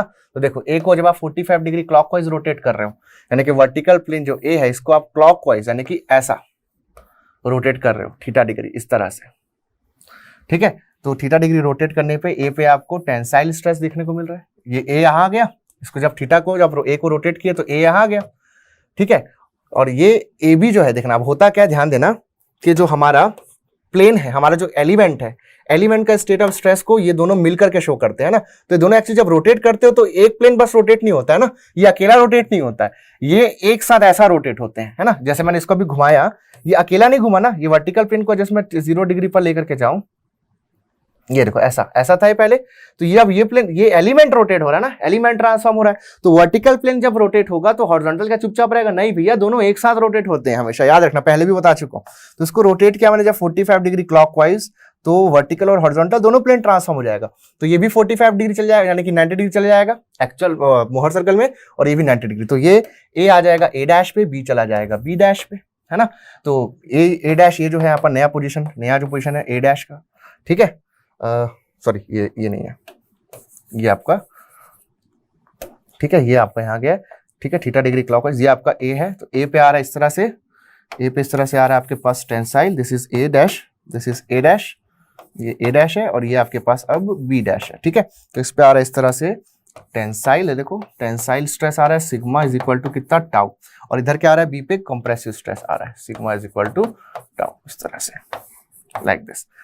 So this was the complete discussion about the Mohr circle. I hope आप लोगों को काफी अच्छी चीजें और नई नई चीजें इतने शॉर्ट टाइम में मिली होंगी। अगर आप लोग बहुत अच्छे से पढ़ना चाहते हो, 1 ईयर का प्रिपरेशन करना चाहते हो, तो आप बिल्कुल हमारा फुल कोर्स कोई सा भी पेन ड्राइव, जी ड्राइव या फिर लाइव क्लासरूम के प्रोग्राम में आ सकते हो। आप फील कर सकते हो कि डिफरेंट क्या चीज, कि डिफरेंस कितना है कंटेंट का, ठीक है। तो अभी तो मैं अराउंड जस्ट आप लोग को 35-40 मैक्सिमम हो गया तो 45 आवर जाएगा ऑफलाइन क्लासरूम में, या फिर मैं बोलो लाइव वगैरह में मैं काफी इसको डिटेल में और बहुत सारे क्वेश्चंस के साथ, गुड क्वेश्चंस के साथ डिस्कस करता हूँ, ठीक है। तो आप लोग बिल्कुल अपनी तैयारी अच्छे से कीजिए। अब हम लोग धीरे से आगे के टॉपिक्स देखेंगे और वर्कबुक क्वेश्चंस भी हम लोग करने वाले हैं। तो जो कंसेप्ट्स है, जो फॉर्मूले हैं, मोर देन सफिशिएंट है आप लोगों के लिए इतने कम टाइम में इतने सारे सब्जेक्ट कवर करने, तो उसके हिसाब से बेस्ट प्लान है, ठीक है। तो चलिए फिर हम लोग नेक्स्ट लेक्चर में मिलते हैं। आप लोग अपने जो व्यूज हैं, वो आपके जो भी थॉट्स हैं, डाउट्स हैं, नीचे कमेंट सेक्शन में बिल्कुल बोलिएगा, और इस लेक्चर को, इस वीडियो को ज्यादा से ज्यादा शेयर कीजिएगा, ठीक है। Love you all.